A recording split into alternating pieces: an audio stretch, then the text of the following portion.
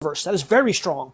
Is he going to do something illogical? No. Is he going to do things that piss some people off? Absolutely. So those two I was going to arguments. say that like this is like a very some might call it a heretical a Christian interpretation, but Yeah. I honestly I don't really care because that makes your view more consistent. But I mean, here's like my one possible critique. I don't know how far it'll go though.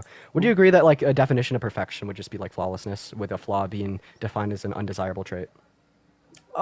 Sure, fine. If All right, perfect so is flawless, then yeah, the if you're opposite would be gonna true. if you're gonna apply perfection to God, I don't think it'd make any sense to say he's not all knowing or not all good, because I'd say that possessing sin under your worldview is an undesirable trait. And if you're saying that God's not all good, you're necessarily implying that therefore God at least possesses some level of sin. And if God were to possess some level of sin, God possesses an undesirable attribute. But God possessing an undesirable attribute and God being perfect is a direct contradiction. Right, because you're misrepresenting, and I'm not trying to be an asshole, so I'm sorry for saying it that way. But No, you're good though. God doesn't have sin. That would be a statement that I would stand on.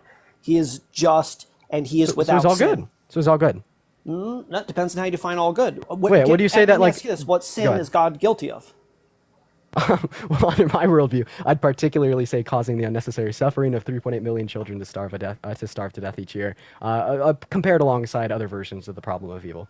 Right. Well, I mean, God has been responsible for every death that's ever happened, so clearly he's a sinful God, right? Because everything dies, every tree, every plant, every person that's ever lived, right? Based on the metric of people die, God's a sinner. Well, I think that God that's a made life. misrepresentation. I think that Well, that's a I'll explain to you how. I think that okay. you're particularly misrepresenting my view when you say that. So Okay. let's just imagine that I am a doctor and you are a patient that wants a COVID vaccination, and you come in to get your COVID vaccination. I have two shots I could give you. The first shot will, I mean, make you immune to COVID, right? And then the second shot will make you immune to COVID and cause you a little bit of back pain. I feel like if I were to give you that second shot that also caused you a little bit of back pain, that would be wrong for me to do because it's unnecessary. I could have given you another shot that didn't cause that back pain. And this is exactly what I'm saying God would be doing in this interpretation of giving us the ability to starve to death each year. This 3.8 million deaths per year are unnecessary. But like if this will just loop back into the conversation of you saying, Right. well, maybe this is preventing some greater evil. Once again, you just have to hold to this idea that, you know, this 3.8 million deaths are justified. But I mean, if you legitimately like don't think God is all good and you somehow think that that is like compatible with him being perfect, I think that's just very trivial. Well, and I think it would get really boring to try to get into that nuance. But I Yep. want to point out here that the discussion that we've had, you haven't, and I understand why, and I would maybe even challenge you for the next time. I'll come back on in a couple weeks or whatever. I would like, because I've thought about this long and hard. I deconstructed from Christianity, and then I came back because of science. It's a long story. But I thought about these things long and hard because I'm not going to dedicate my life to a God that either I made up or I don't think is worth it or whatever. The idea that God gave us free will and things like starvation happens and things like people accidentally, whatever, skateboard and break their neck or all these different kind of things. When you start to try to actually mechanically, functionally think about how God can prevent these things and give you free will, you will not be able to provide an answer. That's why you have to use the fingernail analogy, because you won't have an answer for an energy input that's better than food. And this is where God, I think he's genius. So when I say all good is a misrepresentation of what he is, and all powerful is a misrepresentation of what he is, he thought long and hard, and he created a brilliant universe. And all of these things, all the way through to entropy and reversing entropy. If you don't work, if you don't have to fight and struggle, you lose character. You get out of shape. The harder we work, the better our bodies react. All of these things are intentionally designed, and I think it's brilliantly designed. And I would challenge you. You will not find a better, even just a thought experiment of what this energy intake would be than food, where you put seeds in the ground and you put water on it, and these beautiful different foods come out, spicy, sweet, all the different fruit flavors, all these things, all with the macronutrients, the micronutrients. We love food. We love coffee. It's a brilliant system, and it sucks that some people die. And what really sucks is that those kids wouldn't have to die if there wasn't corrupt people at the top causing us to be in wars we don't want to be in. So, Okay. let's be mad at the people who are causing the kids to not have food and not the one who created food, Dean. Okay, I hear two issues here. I hear two issues here. So your first challenge is you're like, I challenge you, Dean, right, to find a better way to provide us an energy input without the existence of food. Well, yeah, I don't think I can. I don't study science. I'm a philosophy major. But I also don't think that's relevant for my argument to stand. For this reason, we've gone over this twice. I'll just ask you it for a third time, right? Okay. Is it possible that there exists another way to fulfill our energy input and which does not cause people to starve to death? Look, I know we've had this 3 times. There is, and photosynthesis would be one, but there is. So yes, there exists a possible way for us to, maintain our energy input without starving to death. If there exists this possible way, would you say that it is in the confines of logic? it is. It is. So yeah, so God can do it, right? God knows what this possible way is. God could do it. And that's all that's relevant. And then once again, on that last part of being mad at the people who are causing people to not have access to food, instead of being mad at God for making it the case that people starve to death, we went over this 2 times as well. If a parent had 5 kids, wanted to figure out how to feed them for a year. Don't do that again, please. Well, because, it defeats your argument. It doesn't defeat the argument. And look, yes, because you said that the parent would be held accountable. The parent would at least somewhat be responsible. The parent would at least somewhat be a nuisance. I'll give you a hypothetical. Let's hear it. I was a professional snowboarder in the 90s. I knew people that died snowboarding. I had a girlfriend that broke her back and became paralyzed. I think it was not good that she broke her back and had to live the rest of her life paralyzed. So what I propose is that she never had legs in the first place, so she couldn't have broken her back. Is that a good solution, Dean? That she never had legs? Because this would particularly cause her more suffering, and all things considered. It doesn't cause her more suffering. She doesn't know if she doesn't have legs. How is she suffering? Because there's a relevant alternative in which would induce more levels of happiness. So, I mean, if we're just going to think about this in an analogous sense, are you saying that having the ability to starve to death would induce higher levels of happiness and lower levels of suffering than not possessing this ability? And if so, I just find this to be implausible. I don't think you could give me an argument to present that as plausible. And if you were to, I just think it'd be trivial. And further yet, on top of that, this just goes back to the same conclusion reached from your first argument of you therefore saying that these 3.8 million children that starve to death each year should starve to death because it is the most desirable outcome.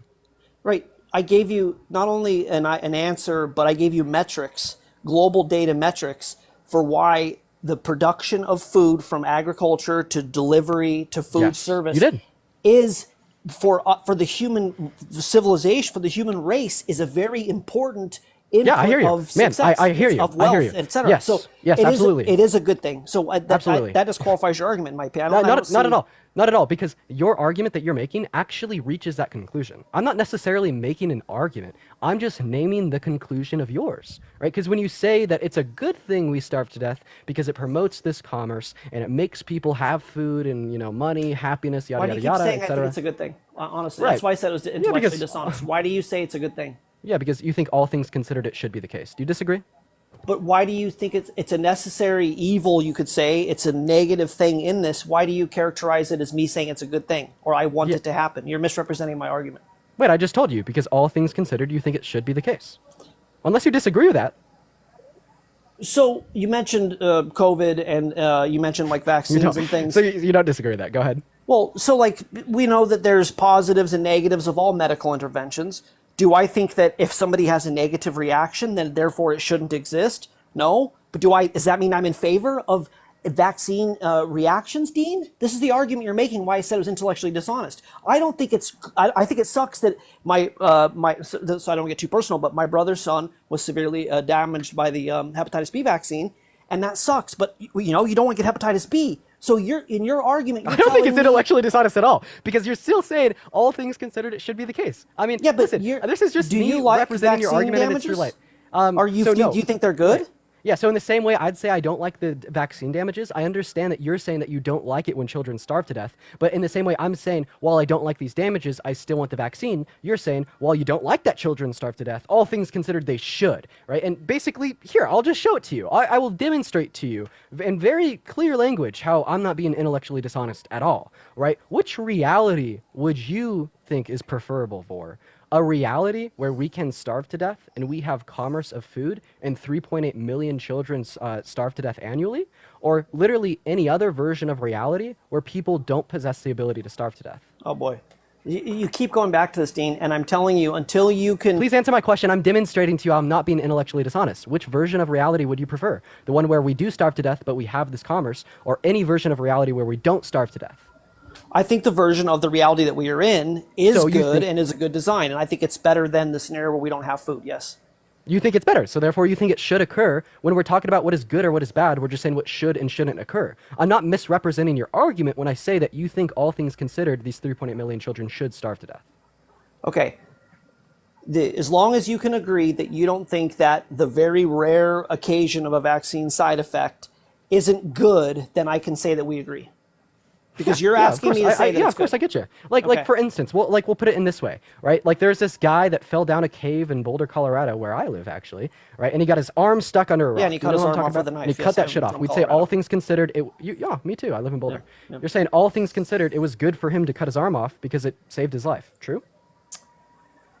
I thought that story's always bothered me. I always felt like somebody was going to come and help him. But yeah, anyways, yeah, in that case, I think it was a better bad scenario, yes. Wait, would you say that all things considered, it was good for him to do that? All I'm going to say is it was a better bad. There was the better of the bad scenarios. I'm not Wait, going to so say it was good. would you agree or disagree with the following statement? All things considered, it was good. Oh man, good is so subjective, Dean. It's so subjective. It just is, and War? I'm not trying to sneak out of this. It's just so. It's I think you are. why to say Because I asked you a direct it wasn't. question. I know, but look, it was. Ask him. Bring the guy on and ask him if it was good, and if he goes, yeah, it was good, or he might even say, you know what, I would have rather died there. I've lived with one arm and this sucks. I don't know. I don't have an answer for this. What I'm saying is intellectually honest. It's the better of two bad options. That's all. And that's fair for me to say. I don't have to say it's good, Dean. I can say it's the better of two bad options. I don't have to say it's good. Why do I have to say it's good? Because when we're talking about like the representation of the better of two bad options, it's all things considered good. Because when we say all things considered good, we're just representing what should occur. What should occur? That's I disagree. I'm sorry. Really? Wait, really? If you disagree with my definition of good, aka what should occur, please give me an example of something that is good that shouldn't occur. I'm lost in the argument, honestly. So you do agree with my definition of good by like touching on what should occur. So therefore, you would agree with me that it would be all things good. What I just don't understand is why we can't just say both scenarios, both of those outcomes suck. This is the better of the ones that Because suck. it's not truly representing your position. Because when you say it's all things considered good for these kids to starve, you recognize how crazy it is. Okay, right? so- And can I give you another example of this? Breezy, thank you for the galaxy. I appreciate you for the love. So you're familiar with the Bible? I mean, you sound like a smart guy. Are you familiar with the text? Very familiar, yes. Very familiar. So I'm guessing you know about 1 Samuel 15:3, Yes. where God is effectively like telling Saul to go ethnically cleanse the Amalekites. Mm-hmm. So I just ask you a question: is ethnic cleansing always wrong? Oh, we're gonna go into this conversation. Yeah, yes, that sucks. Yes, don't ethnically cleanse anybody. Yes. So God commanded something wrong because he commanded ethnic cleansing, and you just said ethnic cleansing is always wrong. Unless Okay. you want to say that God commanded something good, therefore ethnic cleansing is not always wrong. So I tried to be intellectually honest in my argument. If we're going to go down this direction, who the Amalekites were, what had happened, the best analogy I can give you, since we're going in this direction, and I try to say this very carefully because of cancel culture, whatever. But what happened in Germany, obviously, in the 40s, that was not a good thing, right? We would agree with that. Would it have been wrong if God would have commissioned a rogue group of warriors, Jewish warriors, to take out that government, Third Reich, whatever, to take them out before they killed 6 million Jews? Which would that have been good? Yeah, I'd say that would have been good. But if he also commanded the death of like the infants and all of the animals, then I was like, not necessarily. Okay, so Because in 1 Samuel 15:3, does God command the death of the infants? it's everybody. It's the whole thing. And that's why I say it's ethnic cleansing. Right, and it is, and that's like this is. So did he command something wrong? Let me go one level. I hate to have to get into this part of the conversation, but So you don't think he did? are you familiar with the ites, the Canaanites? Do you know where they descend from? Do you know Ham, Cush, that whole story? And No, then, I have a very basic knowledge Okay. of the Canaanites. So, Wait, actually, I have a little bit of knowledge of the Canaanites from like watching the movie Noah. yeah, they kind of it's a weird version, like a fever dream version of the story, but yeah, it's kind of like that. Okay, so and I know I'm going to lose the chat on this, but basically, when we follow the story after the flood, you end up with the descendants of Canaan, which are the Ites, the Jebusites, the Hittites, the Amalekites, the Anakim, all these different descendants of this bloodline. And in this bloodline, there's constant struggles with the giants. You're familiar with this, right? They go into the promised land. They're bigger than us. They make us look like grasshoppers. Goliath was a giant. You're familiar with this story, yeah? The Yeah, a little giant bit. people that they're... So every one of the giant races they run into are in this bloodline. So the idea here is that you had a bloodline that was contaminated, and this goes back to Genesis 6, and what was ethnic cleansing, which we didn't get into the details. I'm certainly not for it in any way, but you have an ethnic cleansing that may have been eradicating a contaminated bloodline with this giantism in it, which was related to the Nephilim. And I know you're not going to like that, but Sure. it tracks. Sir, with all due respect for, you are just offering up justification for ethnic cleansing, which I understand you think, right, is justified. And like, of course I disagree with you, but that's not even the function of this argument. The function of this argument is for you to admit that sometimes ethnic cleansing isn't wrong. So will you admit that? No, I will not. But you, And I will you understand admit where that you you have just me. justified ethnic cleansing? Because when we read in Scripture of every Or other would time, let me explain. I know this is wordy, but because course, go every ahead. other time that God, the Joshua wipes out this group, wipes out that group, that specific time, it was as though the bloodline was the issue, and potentially all the way down through the animals. I know that sounds weird. man, The you're just talking Bible about is the very justification. science fiction-y, but this specific thing was eradicating a threat in a specific bloodline. Yeah, man, you're just talking about the justification for it. Right, I but it get has that. no application to today. It has no Right. application, and we know this because it doesn't happen. It hasn't happened. It didn't happen in So David's time. just like doesn't all happen. things considered, ethnic cleansing isn't always wrong into your worldview, right? Well, yeah, it's so weird that you keep trying to like pin me and say this thing that I disagree with. Isn't that, well, I mean, you don't disagree with that. You don't disagree with the statement that sometimes ethnic cleansing is okay. Because no, I you've can just disagree explained- with that, and here's how I can disagree with that. Okay, In this but- scenario, that the ethnos that you're speaking of isn't entirely human and can have entirely in a radical way changed the genome even unto today. And if it was allowed to continue, we could be in a much worse condition than we are today. Then in that case, it was allowed. That does not mean that I'm okay with it in any other instance or in any part of modernity. This was a different time and a different bloodline. And So you're not giving me an argument why you disagree with ethnic cleansing. You're just simply explaining why it was justified for the fourth because time. Dean, if I say, yeah, I'm okay with ethnic cleansing. First off, I'm not. And another thing is, Then why did you just justify it? do I have to go over it again? No, you don't have to go over your justification again. I actually, I'm not here to talk about your justification. That's not the argument. The simple argument is for you to admit that sometimes ethnic cleansing is okay. I'm And not going to do that. I think I'm not going to do that. because you I don't. think Can I it's okay. say something real quick? Yeah. I don't think you want to admit that because you understand how bad it sounds. And like the argument that I'm it making, does sound bad. and the argument that I'm making, like I swear, I'm not some some demon spawn of Satan that is just being intellectually dishonest and trying to get you to say things that you don't want to say. Like the pure and simple purpose of this argument is to show you, right, the trivialities associated with Christianity, the text within the Christian Bible, and the supposed commandment of this predominantly just and good creator. Right? Because it makes you concede on certain things, such as the idea that ethnic cleansing isn't always wrong, 4 million children should starve to death a year, upon many other arguments. And you can't say no to that. We already went through the point of the children starving to death a year. You ended up not saying that it was all things considered good because you didn't want to say it, but meanwhile that was true. And now you're not saying that you think ethnic cleansing is sometimes justified, even though you don't want to say it, but it is true. There's some other arguments we could go through as well, Vor. I appreciate you for coming up here. I appreciate you for being respectful. This has been a good conversation. It is a good conversation, and I'm excited to. I don't know if necessarily today continue this, although I've got another half hour I can do it. But I want to be clear. obviously these are not new arguments to me. I've talked to Danny and Parker, Blitz and Justin, and all these guys about. If you these talk kind to of my things. friends, they obviously are not new arguments, of course. Right. My friends hold them too because they're I not understand. new I know. arguments. I know they're you guys have like good 5 things you say. arguments. I understand. So here's the deal. Well, I'll 5 just- things that really show a lot of issues in the Christian worldview. That's Right, and not I've a got critique of my 10 arguments. That's things- just a critique of my I've character. got 10 things with your belief system that you will give a way worse answer than I'm giving you because you'll just say I don't know, as opposed to trying to justify this. Do you want to Sure. try it? Honestly, yeah. Because most of the time when I talk to like Christians up here, Oh, yeah. right, I'm the one putting the pressure on them. I would really like you to put some pressure on my beliefs because I bet you could show me some issues in them. I will.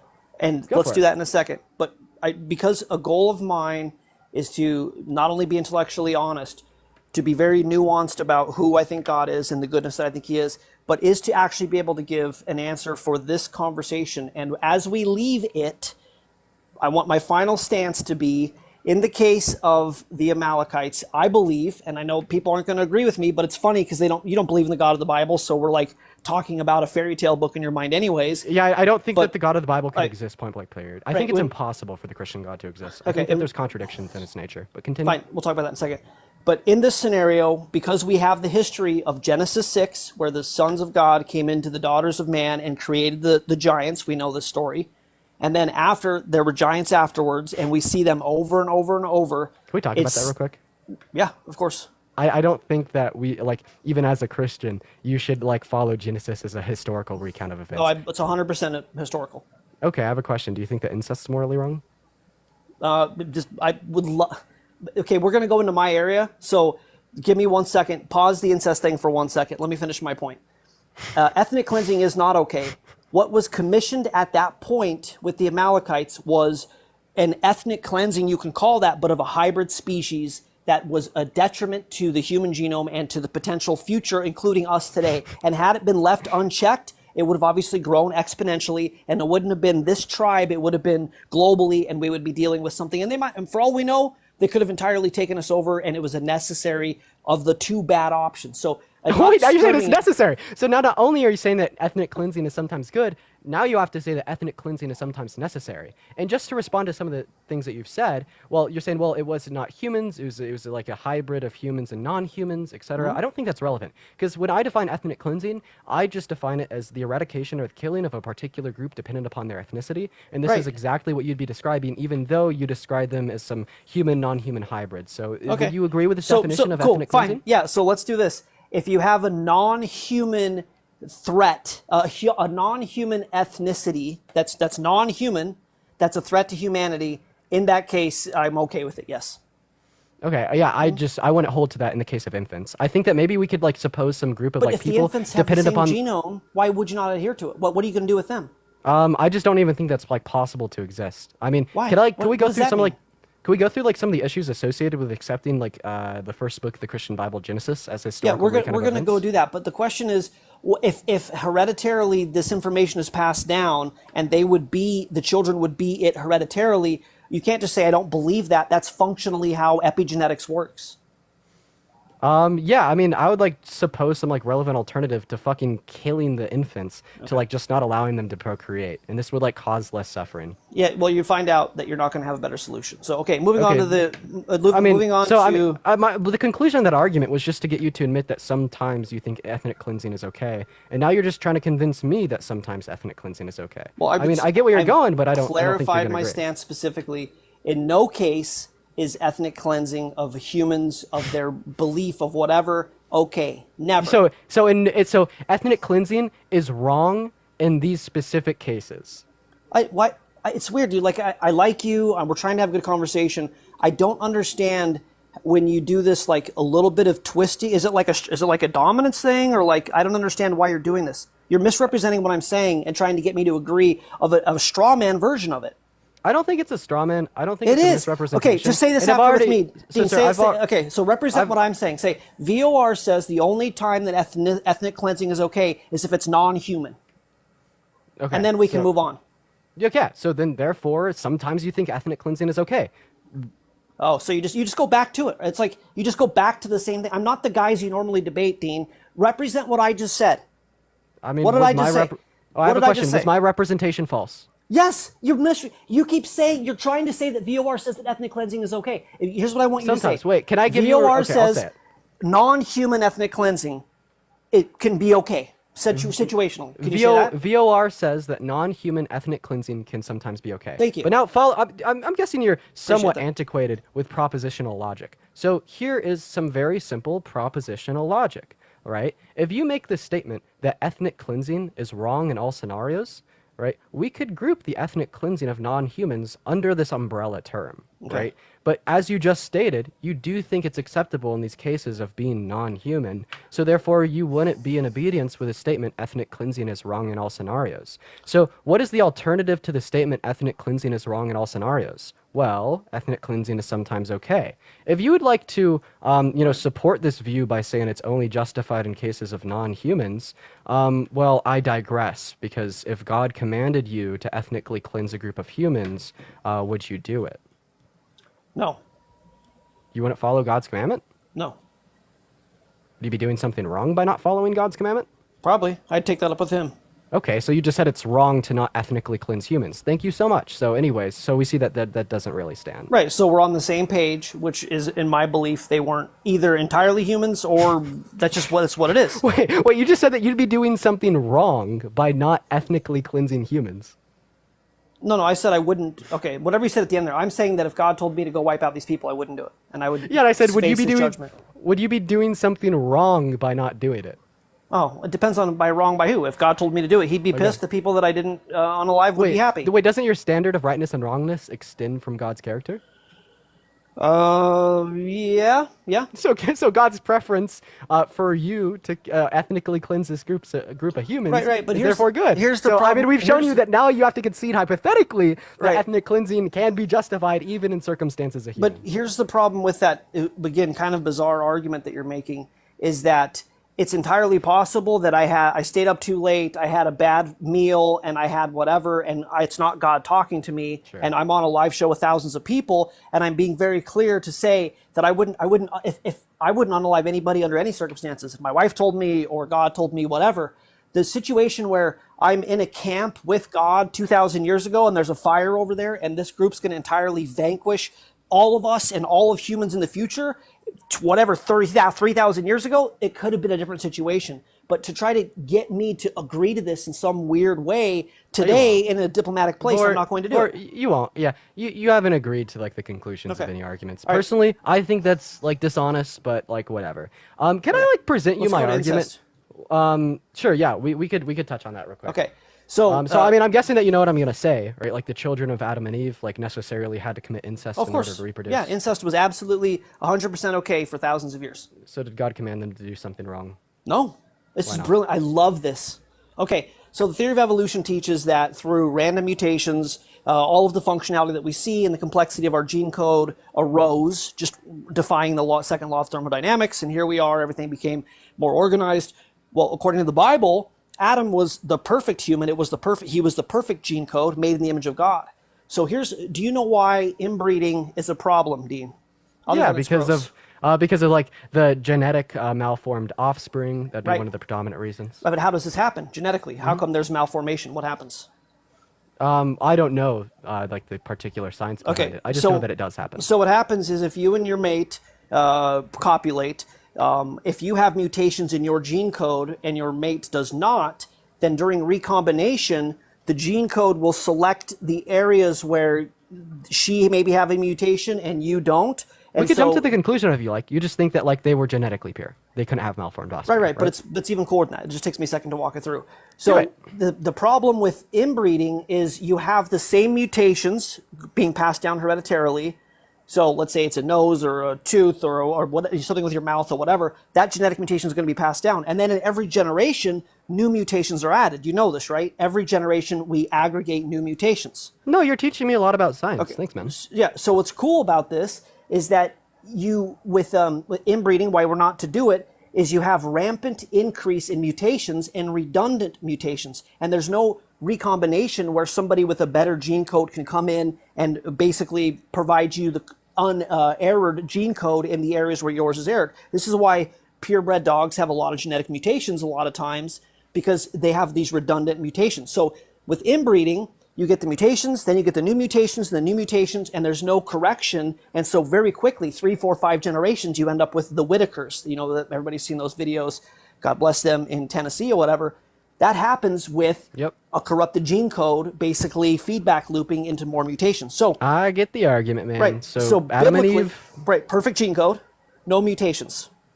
First offspring, some mutations, minimal, 30, 40, nothing. We have 6 Joshy, billion I base appreciate pairs. you for the galaxy. Thank you so much, Joshy. Joshy in the chat. So Okay. just go ahead and give me the conclusion. I'm almost there. So second generation, now you have 80 mutations, and then whatever, third generation, 160. It ends up growing and growing and growing. But you start with a perfect gene code of 6 billion base pairs. It's just like having a new laptop with no viruses or no cookies or whatever. It runs really good, and you get your first viruses, no problem. But after 3 years, after 5 years, it starts to bog down. So what God did is when you start off with 2 people, and then you start off with 6, and then 12, etc., you have to have inbreeding, but the gene code had the headroom for it. It had the bandwidth for errors because it wasn't, they hadn't been reproducing for thousands of years.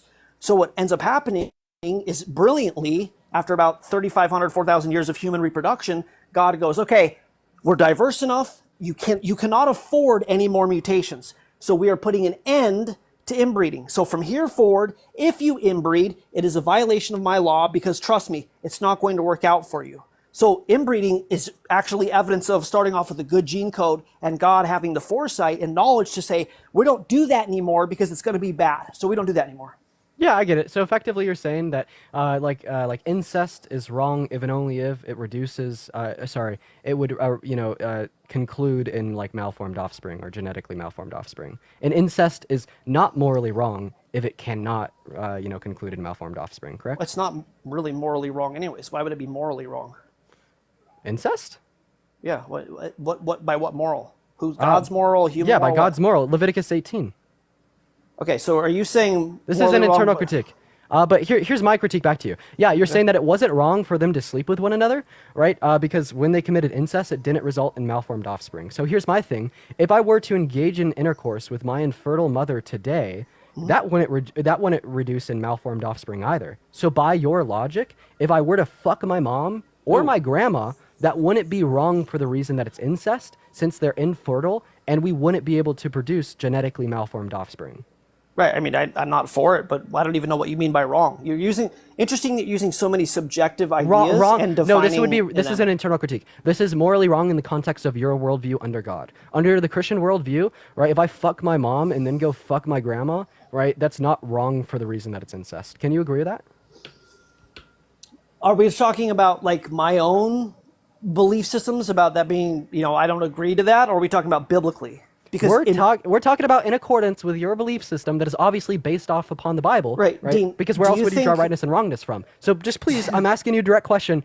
You haven't. We've had good conversation, but the conclusions of a lot of these arguments, you just haven't really been able to give me clear answers on. That's not true. So I've been very clear on these answers. Very clear at the end of them. I'll just go ahead and repeat where we've gone. You said it wasn't wrong for them to commit incest because they weren't going to produce genetically There was no laws malformed against offspring. it, and there was scientifically and Wait, by is law. God's there was no moral law rules. changing? Did you see? Have you read the book? There was a different set of laws before Sinai, and then at Sinai there was a new set of laws. Yeah, that's Okay, changed. so prior to Literally changed. prior to Leviticus 18, when it said incest was wrong, incest wasn't wrong. Right. Yes. Right. Correct. Leviticus 18 is also the first book of the Bible that condemns same-gender intercourse. So you're telling me before Leviticus 18 was written that I could engage in intercourse with my mom, dad, brother, sister, grandma, and grandpa, and it would be don't- wrong, right? But it wouldn't be wrong for the reason that it's incest or same-sex? I doubt it. I doubt that would have been in accordance with whatever law system was in place. But since we don't have that law system, the Melchizedek order, I couldn't say one way or another. Whoa! All right, then back to my first analogy. If I were to engage in intercourse with my infertile mother today, right, that wouldn't be wrong for the reason that it's incest due to the fact that it wouldn't have any potentiality to produce malformed offspring, correct? I'm going to say this again. Are you talking about biblically? Yes. God's talking about copulation. He wasn't talking about you having sex with your parents, Dean. What's He's talking about reproduction. Well, like, yeah, like reproducing. Like, okay, from- I got one from for you. incest. You know what it Wait, doesn't wait, say? let me Dean, go don't have ahead sex with your mom. It doesn't say that. It actually says you can't sleep with your mother in the context of Leviticus 18. I think that's verse like 6. But here's my point, right? So you're saying that incest wasn't wrong because it didn't like produce malformed offspring, right? But like what I'm particularly saying is like I do understand if I engage in intercourse with my mom for the purpose of pleasure, not for the purpose of reproduction. This is going to be wrong under your worldview. But I'm accepting that, and I'm particularly asking you if that action would be wrong for the reason that it's incest, in addition for the reason that it was for pleasure. Haley, thank you for the happy weekend. Okay, so to 100% clarify, God was not, there was no issues with inbreeding. Adam and Eve and their children absolutely inbred. Noah and his family and their children absolutely inbred. There wouldn't It be any was- issues with inbreeding if I were to engage in intercourse with my mom because we wouldn't be able to reproduce. Right, but there is, like, if you want to get into some weird nuanced version of this, God says that relations should be with your wife exclusively. That's what it says. And Yeah, that you're so not it'd be to wrong sleep for with your mother. yeah, Yes, it yeah, of says course. not to do that. So it would be wrong for the reason that I'm not married to her and that we're just engaging in it for the purpose of reproduction. But what I'm particularly asking you, if it would be wrong for the reason that it's incest. Because according to the response that you just gave as Right. to why the incest in the context of Yeah, but- Genesis wasn't oh, wrong, man. was because it didn't reduce in genetically malformed offspring. Right. Well, if I engage in intercourse with my mom, it wouldn't either. So my simple Right. question for you, once again, easy answer at this time, is would it be wrong for the reason Yes, if that you're it's if you're going incest? by the biblical law, it's against Levitical law. Yes, Okay, Yes, so it if I is. did it prior to the Levitical law? it wouldn't have been wrong. We don't. No, it wouldn't have been wrong. It happened all. Have you read the book? Adora, thank Read you for about the what story happened line. with Moab and his daughters. They didn't think there was any more humans. The daughters got him drunk and they had the Moabites, which were real historical people. It was a thing. Like it's not. It's a thing. Like if you want to be like, would God? Yes, according to the law, at Leviticus at Sinai, God instituted the law of not having sex with your sisters and mothers and all these kind of things. So things aren't yes, wrong by before that they're law, yes. instituted into law? There was a different law set prior. The best we can assume, there was a different law set before Sinai, because Job was doing sacrifices. Yeah, There's so a just before it Melchizedek was ever priesthood order. mentioned in the context of the Bible. So the first reference we see of grape being wrong in the Bible is in Deuteronomy 25, which obviously came a long time after Adam and Eve existed. So here's my question. If Adam were to grape Eve, would that have been wrong or not because it wasn't written into law yet? What part of this aren't you understanding? I think I'm understanding all of it. You're saying things Okay, aren't wrong unless they're so- unless they're written into law. So we have the law that was given to the Jewish people on Sinai, the Levitical law. Before that, we have no idea what the law was, although we know that inbreeding was allowed. And I said I can't speak with any authority on what the laws were prior to that. I have no idea. There's no data. So wait, so you'd say there's no data to conclude that if Adam were to grape Eve, that would have been wrong? Inside of the context of God's moral character, I would say that he's against that entirely anyway. So that I would imagine that he would not have approved that. Yeah, I imagine. Okay, well, can we say today, like, he's obviously against incest as well? He is. Yep. He said we don't do that anymore. So then we just say the same. Oh, so there's just some arbitrary distinction. One It's point not was wrong, arbitrary. one Are you point was listening wrong. to me? It's not arbitrary. Yeah, you're saying with the introduction of the law, it became Yes. wrong. Yeah. But what I'm yeah, like, yeah, what I'm that's how trying to that works. what That's I'm how trying you. to That's posit. how you have laws. Yeah, when but the what I'm law is particularly introduced, trying to yeah. posit here is that God's moral law is unchanging, right? And I thought I What? gave you like Where's a. that? Where does it say that?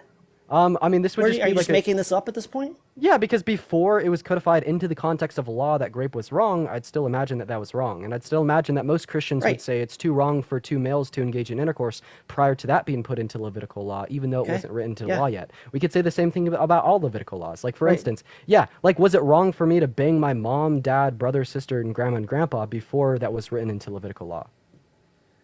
Before, yeah, it didn't matter. You could have absolutely laid with your mother, and they all did it. What about yeah, but like it's similarly, that's also the same law that said that same gender relations were immoral. So, what about me banging my dad? What about that? What do you want me to was say wrong? about it? It wouldn't be wrong for me to bang my dad and my mom? So you're not understanding what I'm saying. Let me make it clear again. Before Sinai, we didn't have a proper law, or the So law the that answer- so the existed answer is yes. was The answer is undone. no.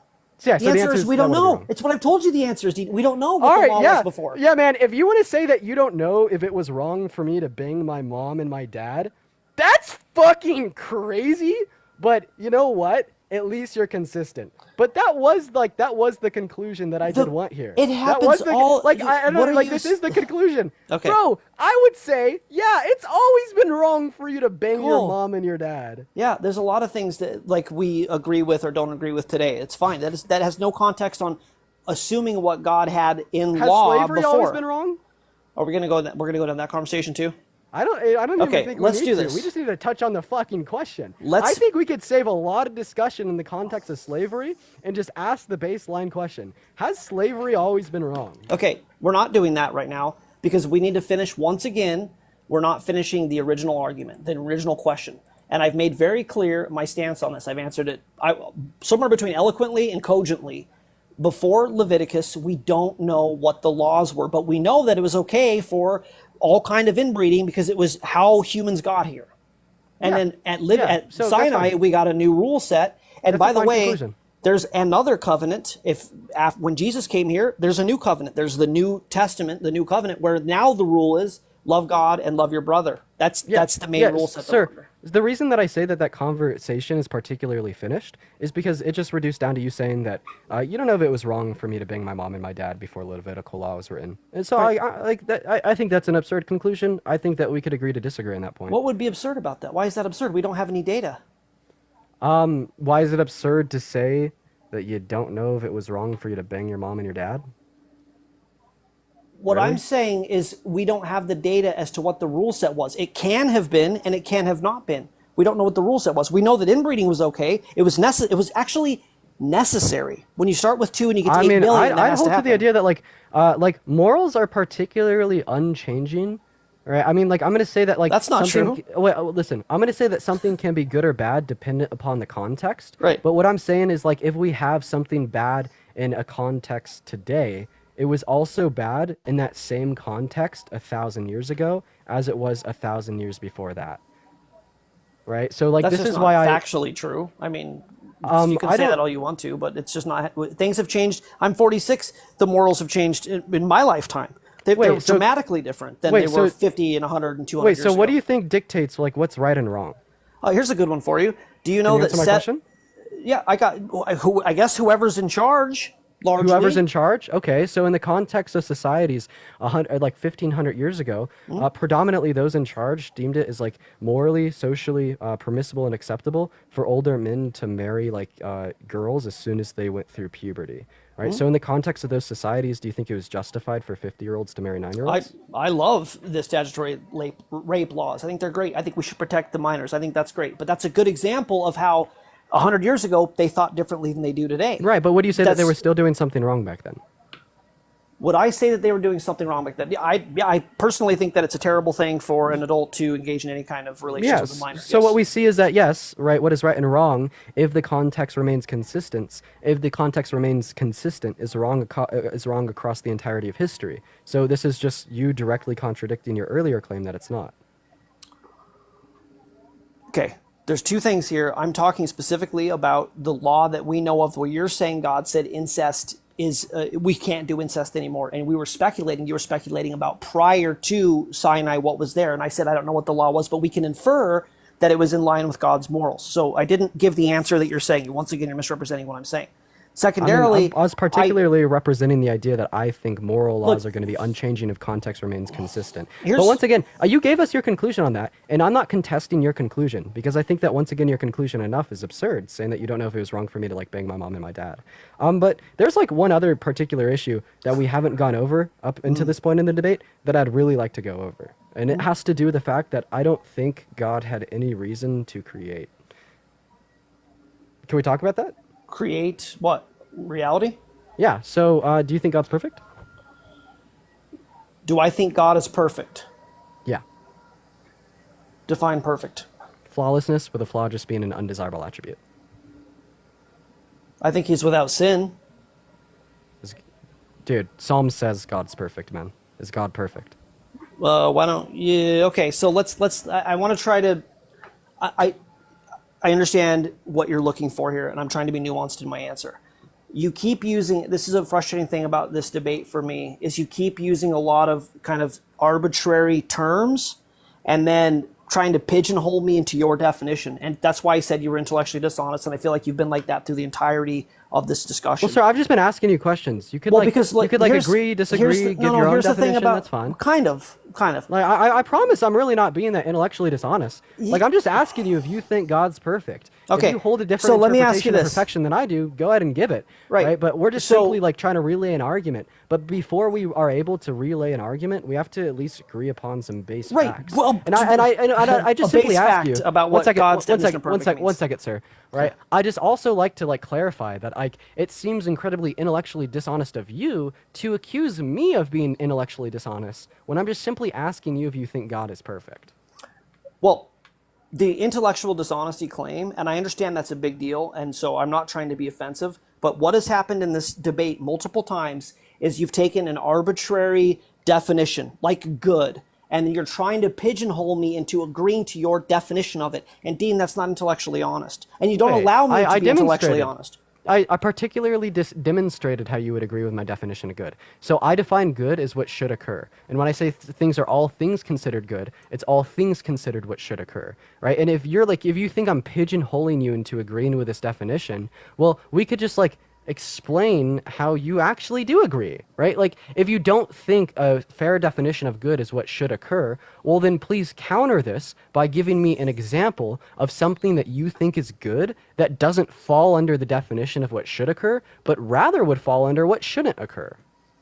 And we can't use the food. I mean, I hate to go back to the food argument because we have much better things we can discuss. But in my opinion, it is good for God to have created a system where we have to grow our food and ingest our food, and this allows us to reverse entropy. I love food. I love the sweet food and the salty food and the hot food and the cold food, and I love to go to restaurants, and I love to drink coffee, whatever. We've talked about this.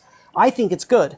You don't think it's good because there's children that don't get food, and so we end up with a very subjective definition of what good is. So I say food is good, and then you say, then you think children dying is good.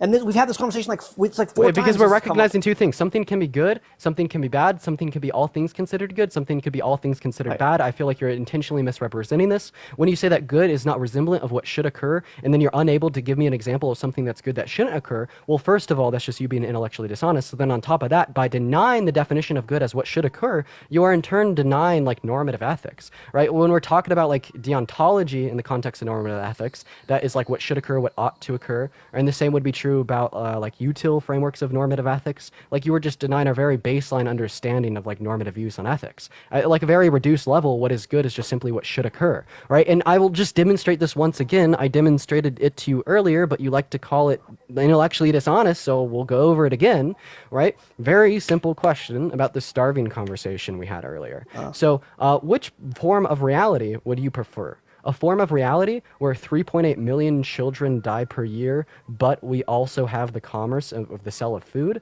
or literally any other version of reality where it is not the case that people starve to death? But you're not willing to offer me what the alternative is. Here's what. Get back to literally me on what the it's any alternative is. possible. No, it's not. It's not anything possible because it could Do you be wanna quite go through- possible that it's not possible. Wait, but you already agreed that it's possible. In fact, you've agreed 4 times. I'll ask you it again, right? Is there a way in which God can make us not starve to death while still fulfilling our energy intake? Okay, so we're back to this. Is Here's it possible, the sir? Yes, we've talked about that. Yes, But 5 seconds ago, you just said it's very clear it may not be possible. But Right. then when I spell it out Because- for you very simply, you say no, it is possible. CD, and this is like we could have such a better conversation. This God could do something that maybe I can't do. God determined it was this way. In my bias, it was the better way to do it or the good way to do it. You haven't provided an alternative method, so I don't want to have this discussion again until you provide a better alternative, and then we can discuss whose idea is better. Okay?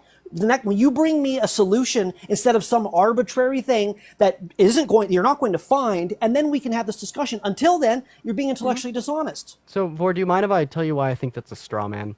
Right. So Sure, I'm going to go ahead yeah, and tell you go why I ahead. think that's a straw man. So you're saying, well, I don't have any relevant alternative as to what could fulfill our energy intake without causing us to starve to death. Well, I mean, you touched on one earlier. Photosynthesis is an all right hypothesis. We could look into that. But then additionally on top of that, like all the requirements that are necessary to fulfill here is that it is possible that God could fulfill our energy intake without causing us to starve to death.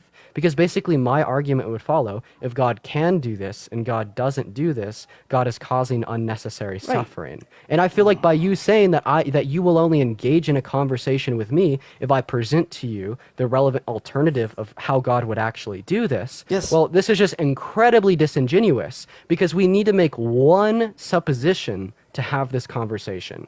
God can do it, but God doesn't do it. Right? Like, let's think about this in like another light, maybe. Like, for instance, earlier you said that it is the case that maybe it is the best relevant alternative for us to be able to starve to death because of commerce.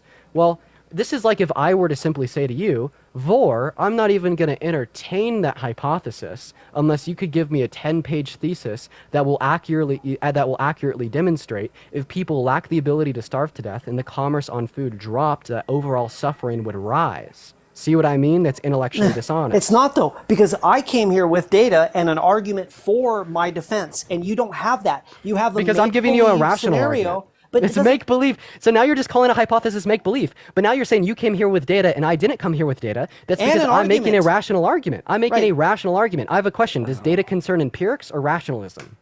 It can be a little bit of both. It can be empiric and it can be rationally deduced too. Yeah, is data necessary to build a strong rational argument? No, it's not. But I didn't so just we can bring see data. that I have built a strong rational argument No. without the existence of data. See what I mean? It's a very big straw man. I would just like it if you drop it. Okay, I'm willing to get out of this part of the discussion because I think we can have a more productive part of it. I think we can have a more productive discussion than this. Okay, so we talked about inbreeding, we talked about starving, your belief system, where I'm going to pry a little bit, I'm going to put your feet to the fire a little bit on your belief system, and earlier we're going to I see asked how you your if God's answers are. perfect and you never responded. So you're not willing to actually go into test? Because Nah, earlier fuck you it, said let's do it. I want a stronger worldview. Okay. You're probably going to get me on some shit here. Go for it, man. That's fine, but if you want to do the perfect thing, where we got lost and we got into the weeds is defining perfect, because what does perfect mean? And that's why I asked you what you meant by that, and then that's where we ended up. Okay. And then, well, I defined it very clearly. I defined perfect as flawlessness, and then on top of that, I defined a flaw as an undesirable trait. If you'd like, I could even give you a hypothetical here to demonstrate to you how this would be a feasible definition. So let me give you an answer why this is nuanced, and then hopefully we can move on. But this is what Christians they're not necessarily comfortable with hearing this, but this is what it is. God creates man, and then he said it repented him that he put man on the earth. Then in another situation, he was going to wipe out the whole group of people that he had freed from Egypt, and Moses talked him out of it. And then another part, he had a discussion with Abraham, and Abraham talked him out of it. The perfect definition of God is in a Christian mindset and based on whatever ideals that we have. He has emotions. What I can say is that he is good and that we are hard to manage. Have you ever managed people? Have you ever had children? This is very difficult. Free will comes at a cost, and God deals with this. And I think it's more nuanced than to just say some idea where he's up there and every decision is like, whatever, he's playing with this, he's got this keyboard and he's just making every perfect decision. I don't know if that's scripturally based. I think it's okay. Yes, it is scripturally based. Psalms would define God as perfect. It says God is perfect. Did you look up should we go to the interlinear? Sure, if you want. But how about we do it this way? Let's just see if your and to be clear, I do think he is, I won't say he's all good, all those things. I don't agree with the all attributes. But from my definition of perfect, I think that he is. I'm willing to call him perfect. I think that's fine, whatever that subjective version is. Can you give me your definition of what you'd find perfection to be? So here's how I see God. I think that it's possible that before we existed, he was either alone in eternity. I think that maybe he made other iterations with no free will or limited versions of free will. Can you finally please define he said, perfect? Well, so one second. So he made us with all of our flaws, and he suffers us, and he deals with this thing in real time. And so I think that's him dealing with us is hard, and I don't know if there's any perfect answer to any of this, and he created a world that turned out this way. So, okay, go ahead. I hate to be that's fine. Intellectually dishonest here, but I'm going to be intellectually dishonest as fuck because I really want to answer my question. Fine. You just said there's no perfect answer. I don't know what perfection means, sir. Can you define that word for me? Oh, is that what? I don't know. I don't know what the word means, honestly. Maybe I should look it up. Without flaw, is that the answer? Sorry. Yeah, can we agree on that? Yeah. All right. Without flaw? Yeah, just flawless. Just Fine. flawless. Thanks for catching me on that. Yeah, we could demonstrate this like in one way. Like if there's gonna be a perfect pizza, all right, would it make sense for us to say that we'd want to change this pizza in any way, shape, or form? If the pizza was perfect. No, probably not. No, so this means that nothing's more desirable than perfection as well. So yeah, here's essentially the argument. So prior to the state of creation, when God existed alone, God existed in a state of perfection because all in which existed was God, and God is perfect. Right after the point of creation, God existed in a point of imperfection. Right, and basically what we're going to imply here is if perfection is the most desirable Wait. state of a Why go does for he it. go from perfect to imperfect? You could That you could imply that he'd go from perfect to perfect. However, if you do so, there'd just be other issues. So would you say that God plus creation is perfect? I don't think creation is perfect. I think it was good, and then with after the fall, obviously became corrupted. Okay. So yeah, God went from a pure state of perfection to a state of perfection which fell into imperfection. I'd even argue against that. Wait, like, are you for saying the universe is God? What's the corollary? Can't he remain Oh. perfect in creation? Go to shit. Yeah, so we could say that perfect God plus imperfect creation, but the state of all in which exists is imperfect, right? But basically, here's the argument, right? Because we're saying that nothing is more desirable than perfection, plus it makes no sense for us to say that we would want to change perfection, right? So therefore, God would have no reason to create. Very similar to the perfect pizza, how you're going to say we wouldn't want to change the perfect pizza because it's perfect. But why Well, would God the- have no reason to create it? I don't understand yeah, that because logic. yeah, because he existed in a state of perfection, right? And here's Right. like in the same way you said that you wouldn't want to change the perfect pizza because it's perfect. Well, God wouldn't want to Right, but change the state of you're reality missing prior a to huge creation point because it's here. perfect. You're missing a huge point here. He didn't make us because we were perfect. He can be perfect and he loves us in our imperfection. He doesn't have to make a perfect thing, and him making a thing that isn't perfect, Oh, maybe yeah, he's that's the only not the thing that argument could here. be perfect for us to be not perfect. Yeah, then, that's not then the be mutually argument here. exclusive. Okay, I'll That's let not the you argument continue. here. Go ahead. Yeah. So prior to creation, all in which existed was God. God is perfect. Therefore, the state of reality was perfect. What I'm saying here is it wouldn't make any sense for us to say that God desired to change that state of reality. Plus, then, if you're saying that the Why? state of reality, yeah, because it's perfect. In the same way you said it wouldn't make any sense to change the But perfect why? pizza. How are you going to suggest what God would or wouldn't want to do?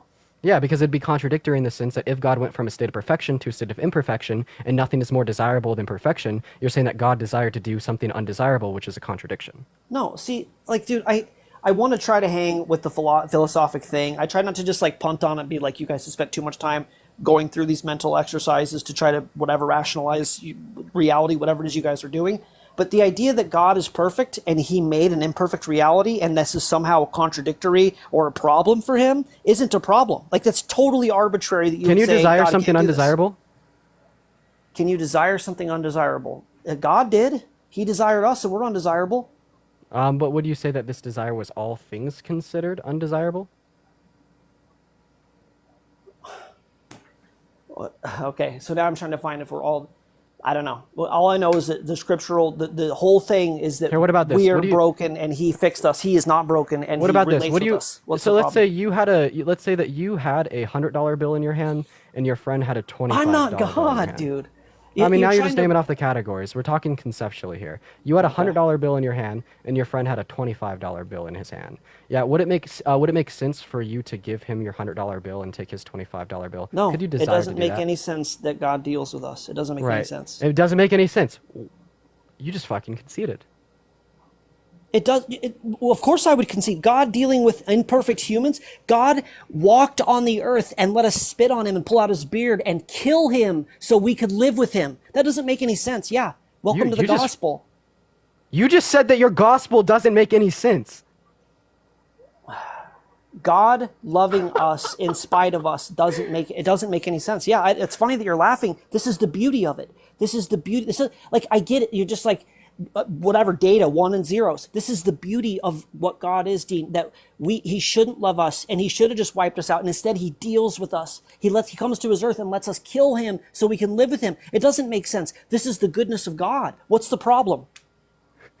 Because you just said your belief in God doesn't make any sense.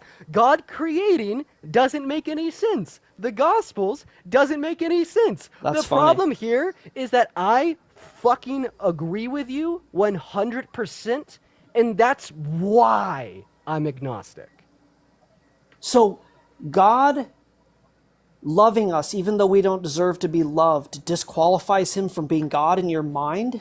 I'm saying that that is complete gibberish. It's illogical and doesn't make any sense. And on the bigger picture, Wow. like the bigger picture Okay. thing that I'm saying here, right, is that you can't desire to do something undesirable. God went from a state of perfection into a state of imperfection, right? That's a contradiction. Then on top of that, very similar to how you said it wouldn't make any sense for us to want to change a perfect pizza, well, because it's perfect and it's the Right. most desirable. God wouldn't want to change the perfect state of affairs prior to creation Right. because they're the most perfect and they're most desirable, right? And if you're saying that God desired God plus creation so he could love humanity, well, then you're saying that God plus creation is more desirable than God existing alone. And as nothing is more desirable than perfection, this must mean that God existing alone is not perfection because there's something more desirable than it.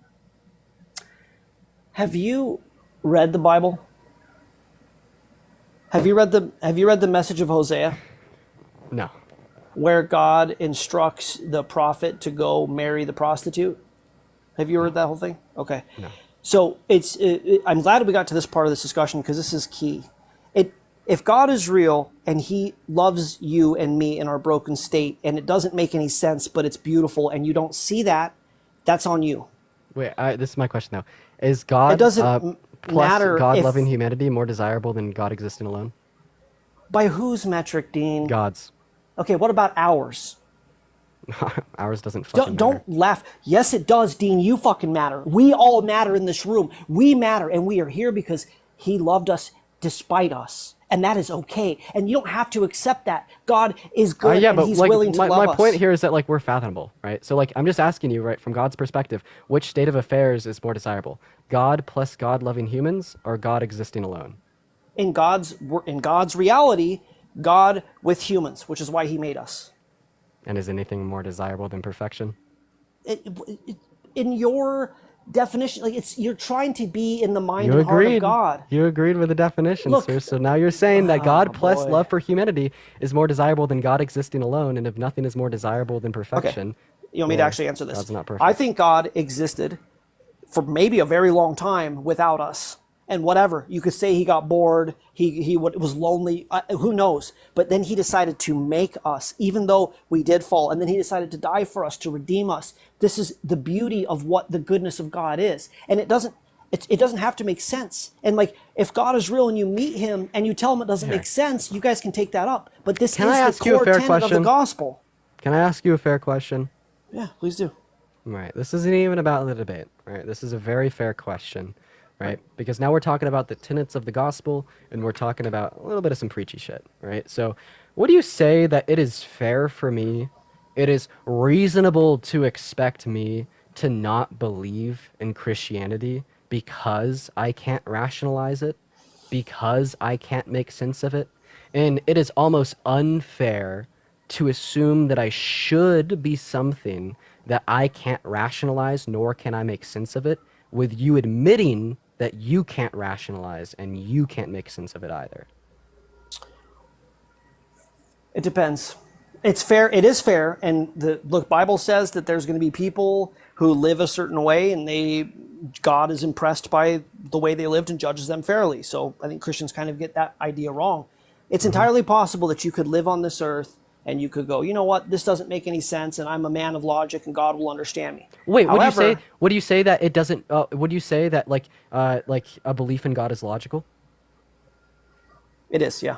Okay. Belief in a God is definitely logical. Well, no, a Definitely. belief in the Christian God. Would you say that a belief in the Christian God is logical? I think it's tenable. I asked you if it's logical. Let me think of how I want to answer this. It depends. I hate to say this, but it depends on really the metric of logic. Are we saying what you're saying? Like we just made that exact discussion of the difference between heart and what God did and logic. So based on your definition of logic, a perfect God shouldn't have made something imperfect. So based on a human logic, I guess, yeah, you could say that it doesn't make sense. So a belief in God is illogical. No, we talked about a second ago. A belief in a God is definitely logical. Sorry, a belief in the Christian God is illogical. Based on the human metric of logic, there's parts of this that aren't intuitive. Yes, that's fair. That's a fair thing to say. Vor, Ba- I have base- nothing else for you. I have Wait, nothing else no, for you. okay, Dude. 'cause I appreciate you for being good faith. Well- You've honestly given me a good conversation here. Well, we're not done because we're still going, and I'm going to challenge your worldview here in a second. But I think you've earned it. You have definitely earned to challenge my worldview. But I think it's important to just clarify that last part. You just made and I've had these logical arguments with Danny, and we've had the logical argument for evil, good and evil, or whatever, based on what we just talked about, where you think it's illogical for a perfect God to create something not perfect. Yes, if that's your metric, that is a violation of that version of logic. Yes.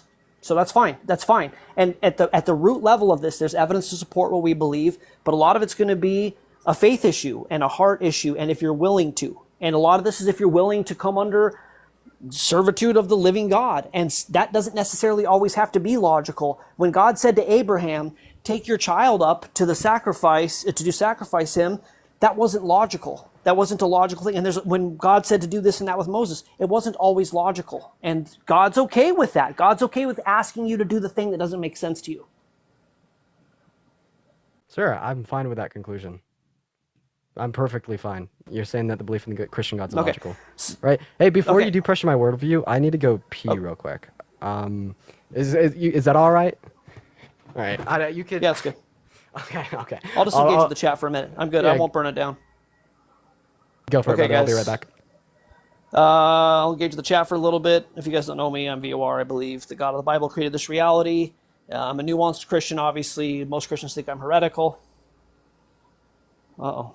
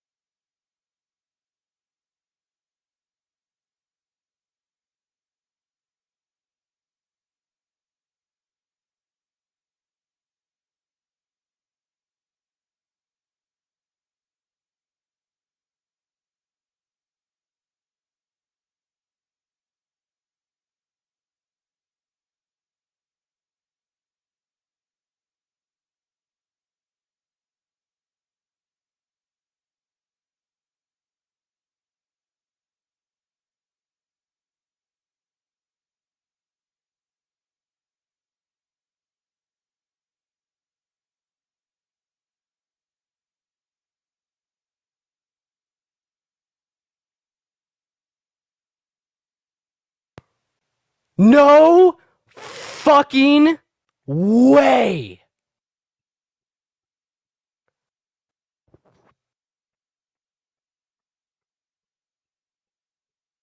No!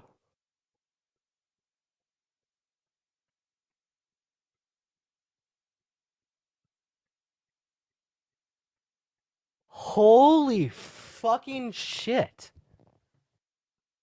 Wow.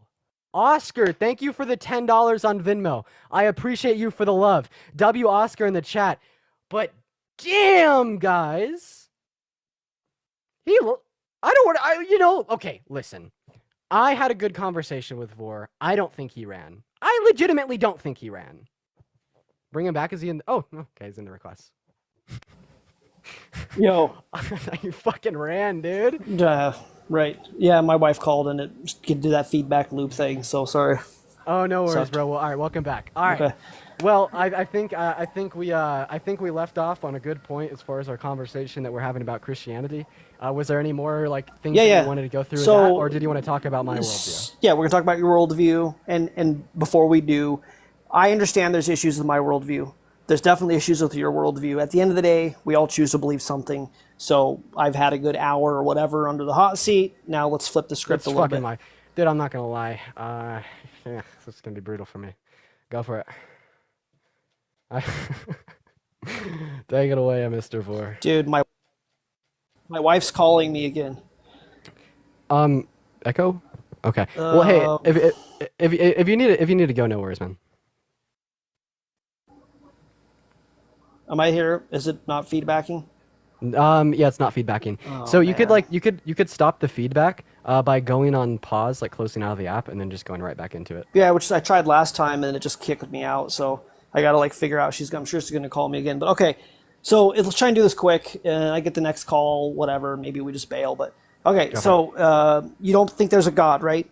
You believe I'm in scientific agnostic. materialism? So here's like my position. I'm certain that the Christian God doesn't exist because of the problems in which I've given to you. But like I'm quite agnostic on deism. Like I hold to Okay. substance dualism.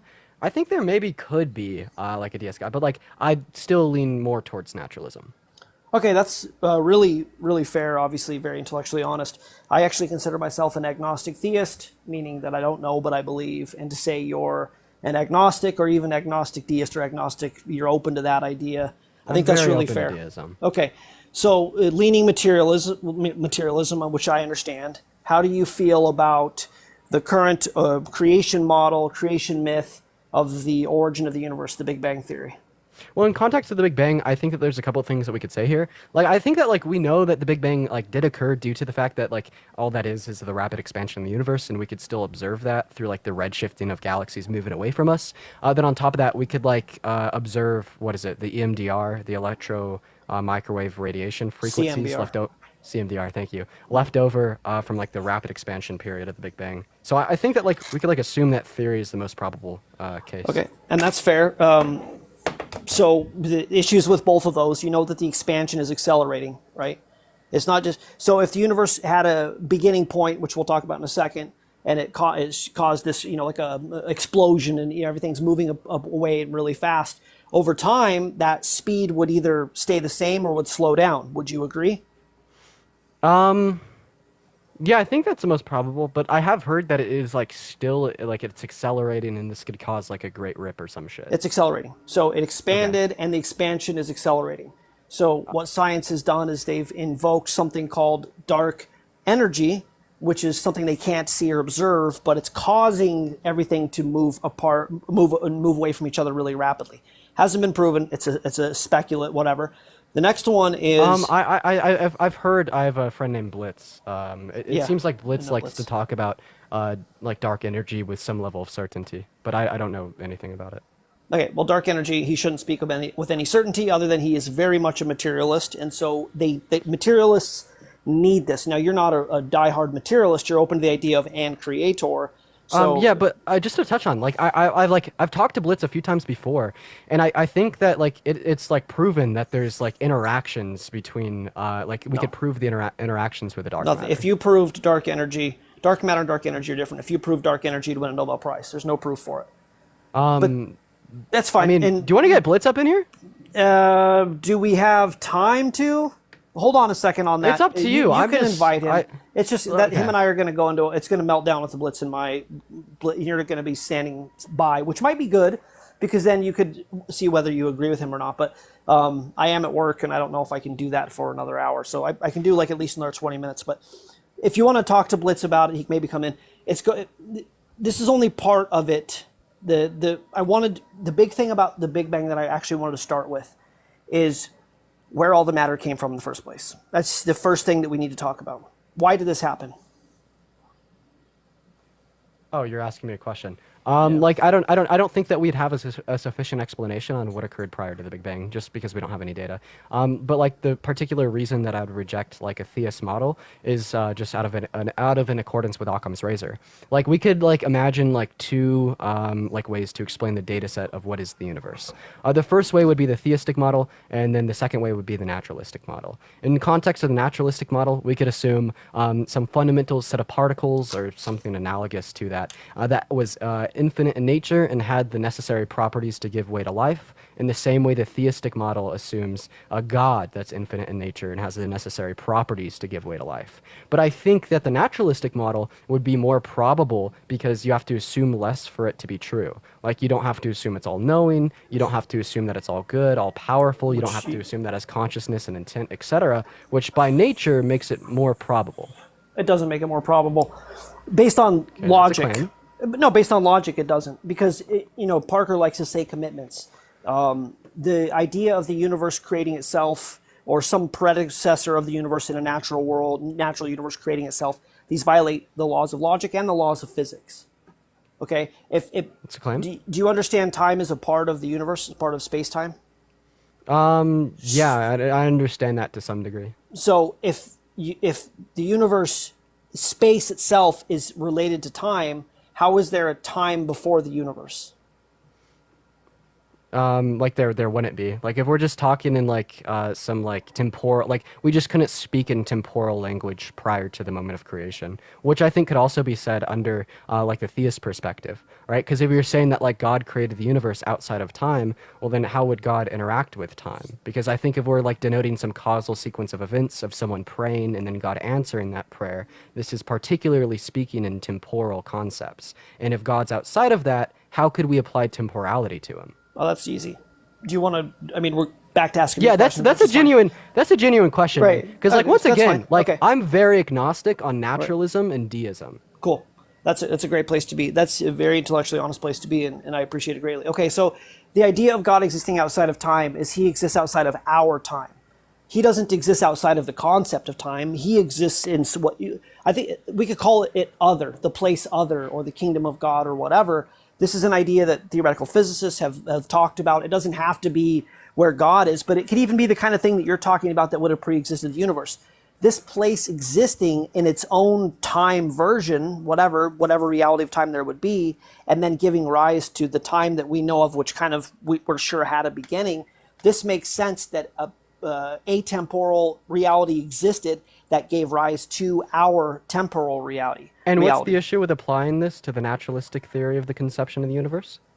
How does this explain to me how it works?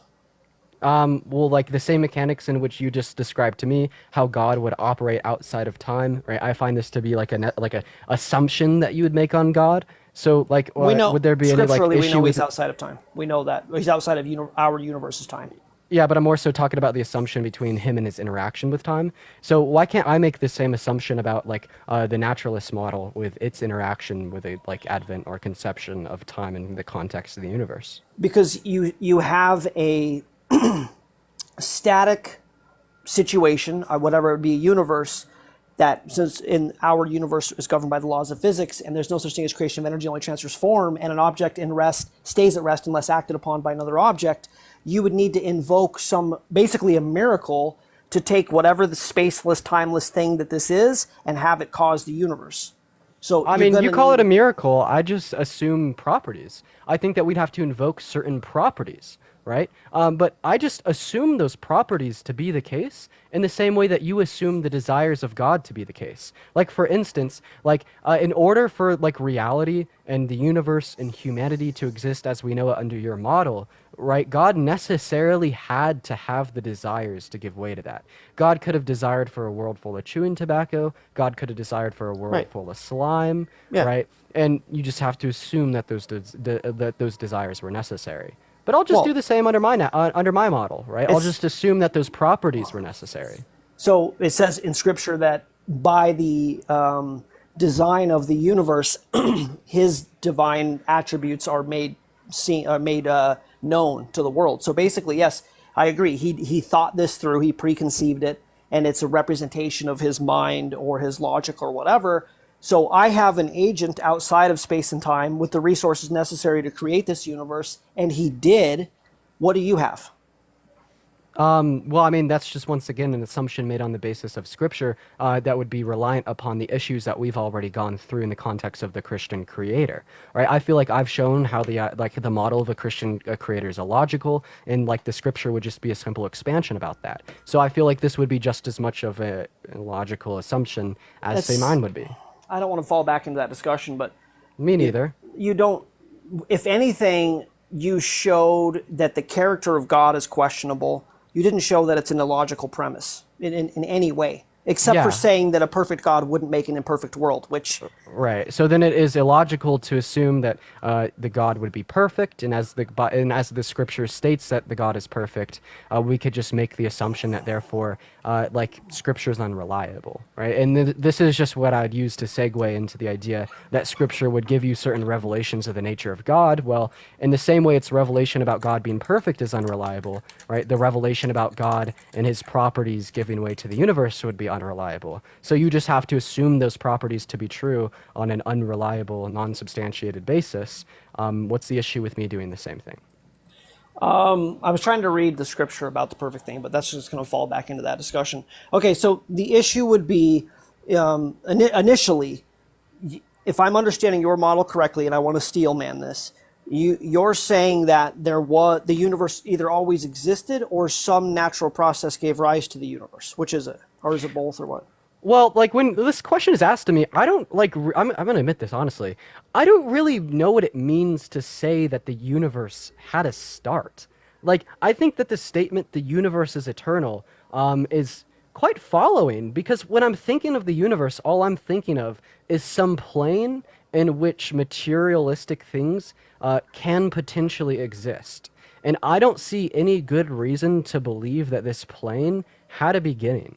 Like, in fact, I think like supposing this plane of potential existence has a beginning, I think that's like so fucking like irrational. Like that's complete gibberish. Well, You know no, what I mean? it's illogical with materialism. It's not necessarily irrational. It does not comport with materialism. And I love that you have the intellectual honesty to say that that it doesn't it doesn't have to be, or doesn't make a whole lot of sense. But Well, dude, like remember, like this was what I was just describing. You're saying it doesn't make a whole lot of sense. Well, I'm gonna say it makes a whole lot of sense because I don't study this, right? Obviously. But then on top of that, just to kind of move the debate forward, I mean, like you're saying that it wouldn't make a whole lot of sense. Well, I could just simply assume, right, the given like entailed properties of the fundamental state of particles, which exists in this atemporal state, the same way that you do about your God. I think in this particular discussion, when we're talking about the conception of the universe, or what we want to call creation, that both the Right. theistic and potential naturalistic theories are going to be reason, but none of them are going to be sufficient. Okay. There's going to be inherent issues across the board, regardless of what theory you'd abide by. I But agree. the reason I'm hosting the live saying the Christian God is fake is because we could rationally deduce that a perfect being creating is impossible. Okay, well, it's fair to say that we don't know, and there's problems with both worldviews. I do agree with that. Now, Right. the issue that I have with you saying that the universe can have just always existed is it violates the laws of physics, Dean. The first law of thermodynamics is what? Do you know? I'm not trying to like. No, I'll just say, I don't know. there's no such thing as the creation of energy; it only transfers form. So, you have a scenario where Wait, under your worldview, didn't God create energy? Yeah, of course. Yeah, I have an answer for this. The idea that God created this universe makes more intuitive sense, or more logical sense, than the universe either always existed or nothing created it. And that's kind of the point that we're making. And I want to make this point because if we can start in a framework that there's issues with both, at least we can understand. But again, you've kind of conceded that already. But the Yeah, universe. like I said, I'm very agnostic. Which I is- like one second just to touch on, like there's some people in chat saying that Dean has faith that science makes sense. Dean has faith that his logic makes sense. he's not saying that, actually. Yeah, I'm an admitted like agnostic in the context of like So- deism and naturalism. But I think that's just because I lack education. Like I think that like while I may not be able to like give you an answer on how the creation of energy would be consistent with a naturalistic worldview, I'm like, not gonna lie, I'm like pretty fucking damn positive that we could get someone up in here that has more education that's a naturalist, that you could debate with 3 hours on Yeah, I this know. one fucking I subject. do it over. on my live 3 nights a week, so I absolutely agree. And I'm Right. absolutely down to debate Blitz whenever, or whoever you want to bring up. But I want the chat to know something here. It's the first time Dean and I have discussed each other. Obviously you size each other up or whatever. But first time we've had this debate. Sorry, where I'm not going to die on the hill of the omni attributes of God, he's not going to die on the hill of atheistic naturalism. And so because of that, we're both a little bit more middling. And so, yeah, if you're in here saying Dean only has faith in science, he's actually being really intellectually honest and saying that he doesn't know and he's not a pure materialist. Just like I'm not defending kind of that more rigid omni version of Christianity. So there's people that don't understand that, and which kind of makes it less interesting. But just a couple more things, and then I actually have to run. No worries. Maddie, I appreciate you for the $6.66 on Venmo. I appreciate you for the love, but go ahead, man. Okay, so the second law of thermodynamics says that entropy always increases. So, Yo, 1 second. I'm so sorry, man. Gregory! Yo! Gregory! Thank you so much for the TikTok universe. That's fucking nuts. Damn! Thank you so much for the love. I'm so sorry, VOR. No, I've dude, gotta show get the some love. crazy That's awesome. appreciation. Yeah, everybody W support Gregory. Dane. W Support content Gregory creators. in that fucking chat right now for the universe. That scared the shit out of me. I wasn't expecting that at all. Thank you so much for the love. That is crazy. Yo, seriously. W Gregory in the chat for the fucking rest of the stream. Gregory, I'm gonna have to DM you after I get off live here today. Your love is beyond appreciated. Thank you so much, dude. Huge W, Gregory. I'm gonna fucking cry. Thank you so much for your love. Massive W, Gregory. But go ahead, VOR. Well, I love that happened because Gregory just caused that universe to exist in your live, and that's more likely than that universe having always existed. Anyways, it's like Gregory played God there for a minute. Okay, so the second law of thermodynamics is that entropy increases, which means disorder increases. The third law of thermodynamics says that energy will stay at rest unless acted upon by another object. These govern everything. If your car is at rest, it's not going to move unless you hit the gas pedal. If you don't fix your car up, it is going to wear down over time. If you don't put gas in your gas tank, you're going to run out of gas.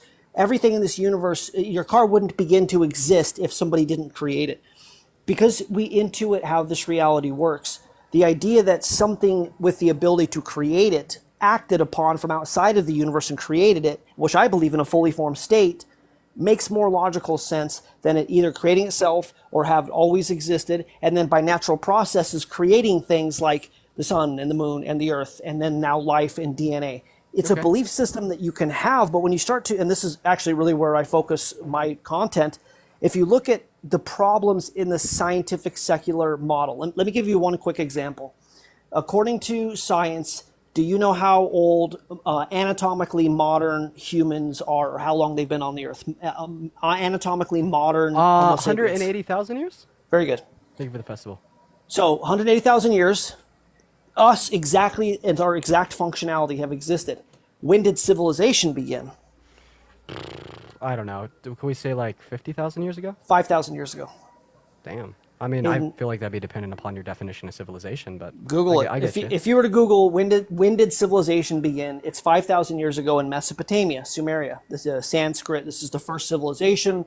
Pyramids came shortly after that. It's 5,000 years ago. I feel like I've seen artifacts that would date back like 50,000 years from like ancient civilizations.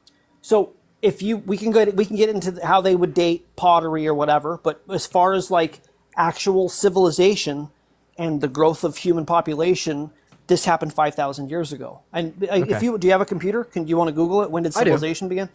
Because it just, if you will, it's I'd love to 5,000 ask. ago. I'll take your word for it. Okay. I would love to ask you a question. It's related, but a little bit off topic. But I am genuinely curious about it. So, like, since we kind of shifted from talking about the Christian worldview to talking about like the problems with like atheistic naturalism, I feel like you've said a lot of things, and they've been to my knowledge, I don't have any knowledge on this shit. Well substantiated and logically sound. And in fact, you made one statement that I wanted to touch on. You particularly believe that we have an independent, conscious creator outside of space and time because it makes more logical sense than the opposite. Did you say this? Oh yeah, absolutely.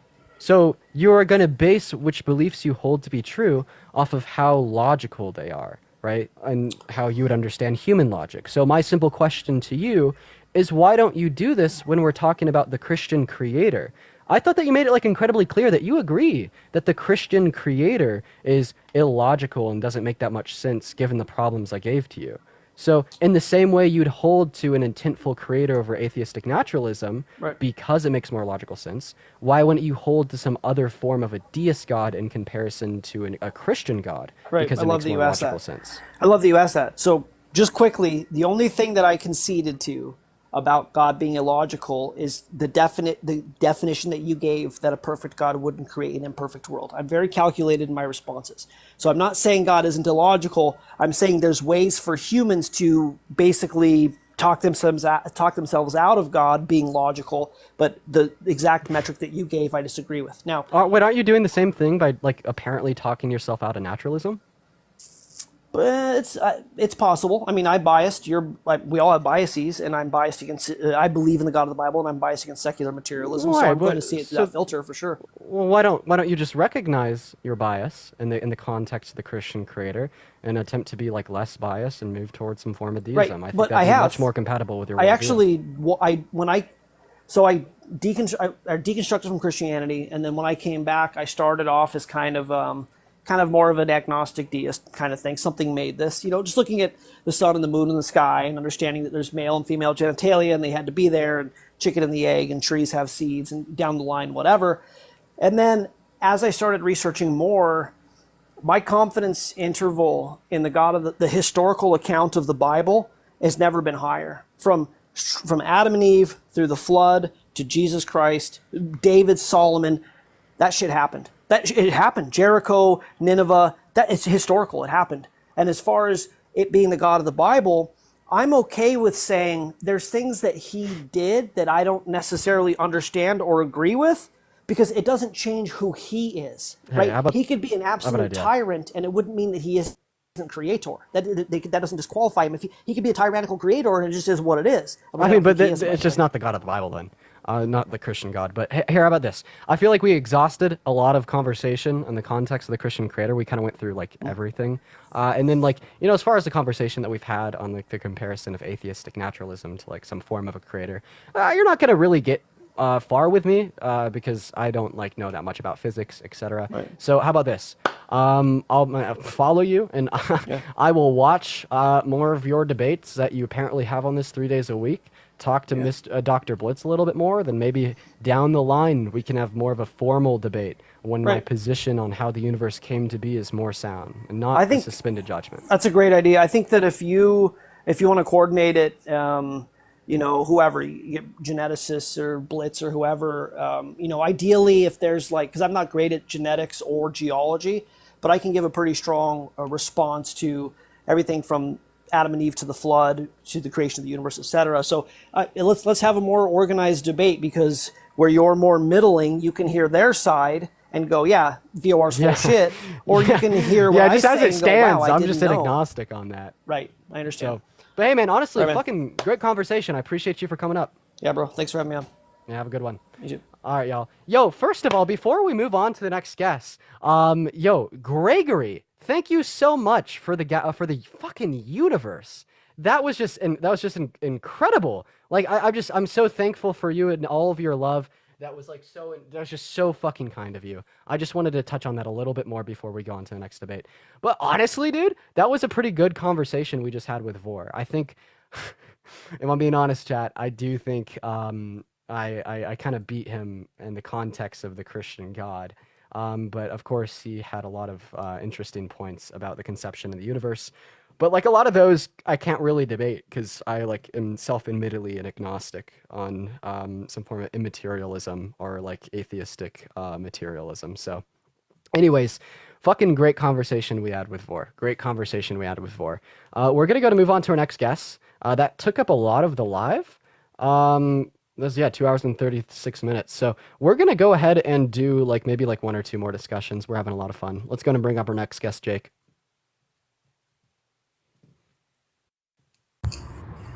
Hey, what's going on, man? How old are you? I'm 35. How are you doing? I'm doing all right, man. Do you think that the Christian God is real? 100%. Are you driving right now? No. Okay. Do you have someone else driving you? Yes. Okay. Can they say hi real quick, just so I know that? They don't want to say hi. All right, right, buddy. All right, we're gonna go ahead and move on to our next guest here. Angel, I appreciate you for the rose. Let's go ahead and see what our next guest has to say. Let's go ahead and bring up Andy. Did Dean say he's leaning to Christianity? No, no, no, no. I'm just like I'm agnostic on deism. I told that to Parker a while ago, and I got fucking chastised for that. What's up, Andy? Do you think that the Christian God is real? No, I'm an atheist by nature. I just want to play devil. I just want to. I appreciate you for coming up here, Andy. We're going to go to move on to the next guest. Let's go ahead and see what our next guest has to say. Let's go ahead and see what our next guest has, y'all. All right. Steele's not connecting. We're going to go to move on to our next guest. Let's go ahead and see what Jay has to say, y'all. Yeah. Also, Ziego, if you'd dude, Ziego, you were talking shit in the comment section. I'd be happy to make you my last debate of the night. You've been fucking running your mouth on me forever, so let's run it.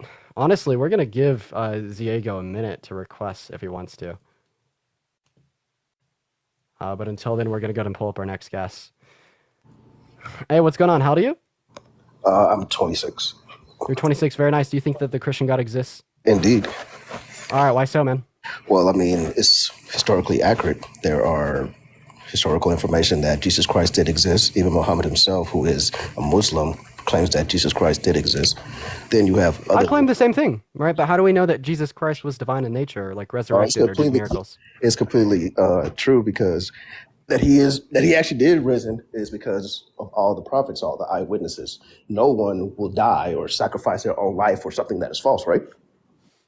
So actually, you agree that they would die for something that's false. In the context of Islam, I'm gonna go ahead and finish, man. So in the context of Islam, like Prophet Muhammad had an entire family full of people, right, that died, right, for their beliefs in him being a prophet. Like for instance, his grandson, his grandson's wife, and them and their children, right, all died martyrs defending the idea that Muhammad was a prophet. Right. And then Tracy, thank you for the $20 on Venmo. I appreciate you for the love. W Tracy in the comment section. Thank you so much. W Tracy. Then like further yet, right? Like, do we like necessarily even have evidence of that? Like for instance, in the context of the gospels that describe Jesus and his life, they don't really like talk about like there's not a single verse that would refer to the gospels actually being written by Matthew, Mark, Luke, and John. Actually, and on top of that. Okay. So give me the verse. So can you give me a verse in Matthew, Mark, Luke, or John that says they're written by Matthew, Mark, Luke, or John? That they are written by Matthew, Luke, or John? Yeah. Well, I mean, there's not a verse that's going to say that they wrote it, but the title. And how do we know that they wrote that? The title of those Bibles are their names. Basically, they are writing that book. That is why it is based off their names. Yeah. How do we know that they actually wrote it though? Because every single one of those are completely different stories, but they all are in the same event, basically connecting that all of them were together. If you go through all those different Bible verses, they all connect together, meaning that all of them were with Jesus Christ and all their stories align. I mean, the stories align, but this isn't evidence that Matthew, Mark, Luke, and John actually wrote Matthew, Mark, Luke, and John. I'm sorry, but that doesn't make any sense though. Because of course it does. It doesn't say anywhere in the Gospels that they were written by. Okay, so explain to me this. Who wrote history? Who wrote history? History writes itself, sir. Okay, then. So let's just say Caesar. Did Caesar write his, did he write about himself? No. Okay, of course. He didn't write about himself. So do you think that Jesus himself is just going to write about himself? Of course. He's going to have people that are going to write for him, which is why the disciples exist. Yeah, but how do we know that the people that wrote for him were actually Matthew, Mark, Luke, and John? It's based off the name, right? Okay, so they're just, it has a name on it, therefore they wrote it. I don't think that you're really getting the argument here. No, so when we're talking about historical Jesus, there's a couple things that we know here.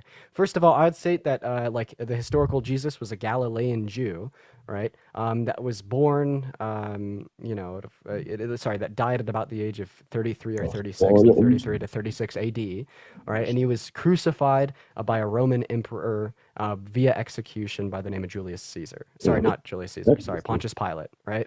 And like the non-contemporary writings that we have on this would come from Josephus, Thallus, Marvesepon, as well as like one other, I think. I just can't remember their name.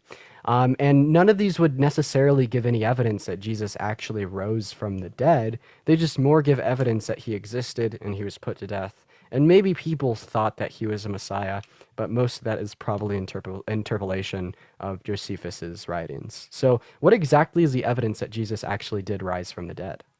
I mean, it's very, basically Jesus rose from the dead because one, It doesn't make any sense as to why they have a stone tablet. Of course, I mean a giant stone tablet wall that takes more than two people to open it. So you're telling me they set two guards in front of that stone, and somehow magically those two guards just Yeah, man, that's just a magically story from the Bible. I don't think that we have any evidence that there was a tomb. First of all, There none of is the a tomb because they non-contemporary. actually One, because one no, there second, is a sir. tomb None of the because they went to the non-contemporary. tomb and they One found second, Jesus' sir. I'm blood in still that tomb. talking. I'm still talking. So none of the non-contemporary writings about Jesus and his life, right, mention a tomb in the slightest. I Yes, fucking what? challenge Yes, you. it did. Like, where in the Antiquities of the Jews by Josephus, aka the writings that we use to justify that Jesus was a real person, does it mention the tombs? And then additionally, we know that it's the most likely scenario there didn't exist a tomb, right? Because during those times when the Roman Empire would sentence someone to death via crucifixion,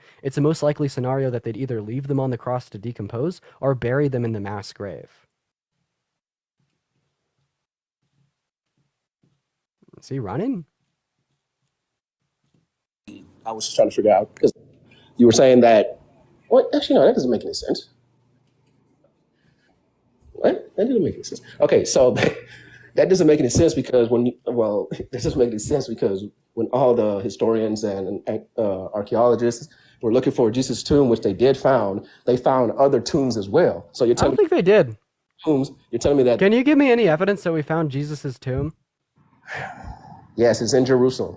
There's Yeah, and literally what is only that? But the thing is this apparent tomb isn't upheld by historians and archaeologists. It's literally Yes. just like upheld by like the church tradition. No, In the it's same upheld by way, archaeologists and Jesus's historians. grandmother, right? Her name was Anne, right? According to the church, right?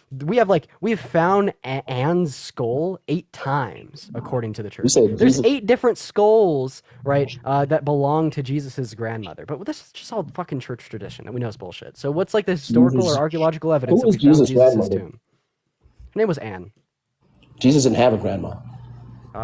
Dude, Mary had a mom, yeah. Yeah, but Jesus, not one time was Jesus' grandma mentioned in the Bible. I know, it all has to do So with how do you know Apocryphas. that's Jesus' grandma? Dude, I'm literally just reciting church tradition to me. That Junior, is- you're not that is disagreeing with me. completely You're wrong, man. you're disagreeing with church tradition. Okay, That's good church fucking tradition. good fucking That job. is You're church disagreeing with tradition. church tradition. You are one That is step church closer to tradition. being an atheist. How am I close to being an atheist? Church Because you tradition- disagree with church tradition. We actually church align on tradition this. is not Good the fucking Bible. job. Those are two completely separate things. Yeah, and so right now you were discrediting church tradition. You walked right church- into the because church- fucking point. Sir, okay. sir, I'm still talking. Right now you are discrediting church tradition. You walked right into the fucking point. The only thing that upholds the tomb of Jesus is church tradition. No, it's not. The Bible. Okay, so didn't then give me uphold the that tomb of historical or Jesus. archaeological evidence that shows we have a tomb that belonged to Jesus. We found the tomb in Jerusalem in 1846. If I'm Yeah, not give me correct. any evidence that that tomb belonged to Jesus Christ. Yes, they checked the DNA and they basically were like, "Oh, well, yeah, this is actually." the I tomb of actually don't Jesus." think that fucking happened. It did. Look it up. I what did up? the research. Look it up. Yeah, and wait, so they tested DNA in the 19th century?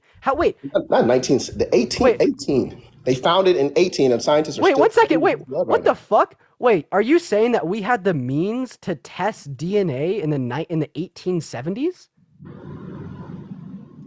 Yes. We could test DNA in the 19th century? Oh, we haven't even gotten into the bigger problems with Christianity yet. We're just listening to this pro-fucking yapper tell I'm us a that we could pro-yapper. test You DNA in the 19th century. You won't even let me talk. That's the crazy thing. Dude, fucking talk. I want you to Okay, embarrass then. No, yourself. okay. Go for it. Let's break this down perfectly. You're saying that I have to follow church traditions, which that's not the Bible in general at all. The Bible does Actually, not say, not what I the Bible does said not at all. You're say- misrepresenting my point. I particularly pointed out that the only thing that upholds this apparent tomb of Jesus was church tradition. But then you criticize church tradition, walk straight into the fucking point. You are criticizing the only thing What that did I upholds an criticize apparent about tomb of church tradition? Jesus.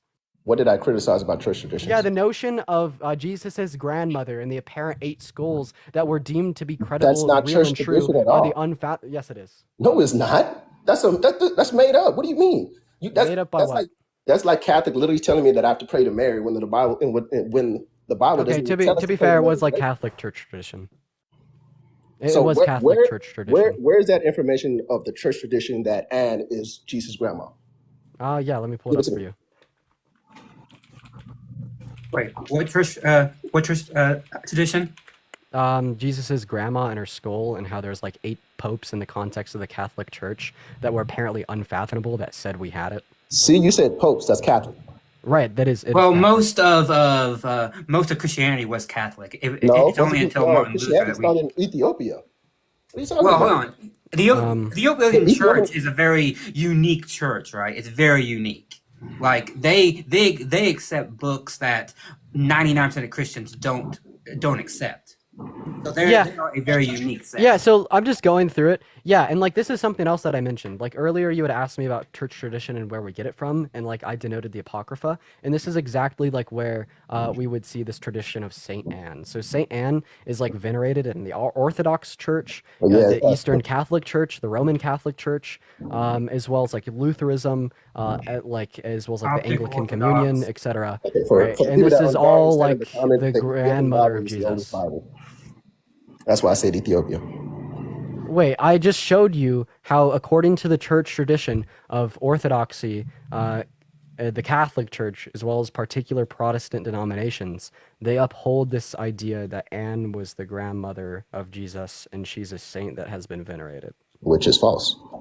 Okay, all right, and this is the conclusion I wanted you to come to of you discrediting church tradition because it's Church typically tradition? That has unreliable. nothing to do with the Bible. Well, the particular reason why I brought up church tradition, it is church tradition and church tradition alone, in which the existence and the location of Jesus's tomb would like hinge upon, right? And No, then it you try wouldn't. to object to this and say No, that it we have wouldn't. historical and archaeological evidence for that by saying that we found DNA and we tested it and we determined that it belonged to Jesus, and all this occurred in 1877.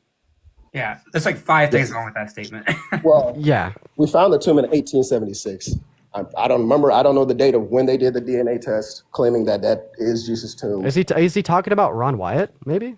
No, he's talking. Well, possibly, but he's talking about the Garden Tomb. That's what he's talking about, right? Which is separate from the more traditional tomb of Jesus, which is the Church of the Holy Sepulchre, which has been the church since like 300 some AD. That's where most Christians believe that Jesus was buried. The Garden Tomb is a recent, much more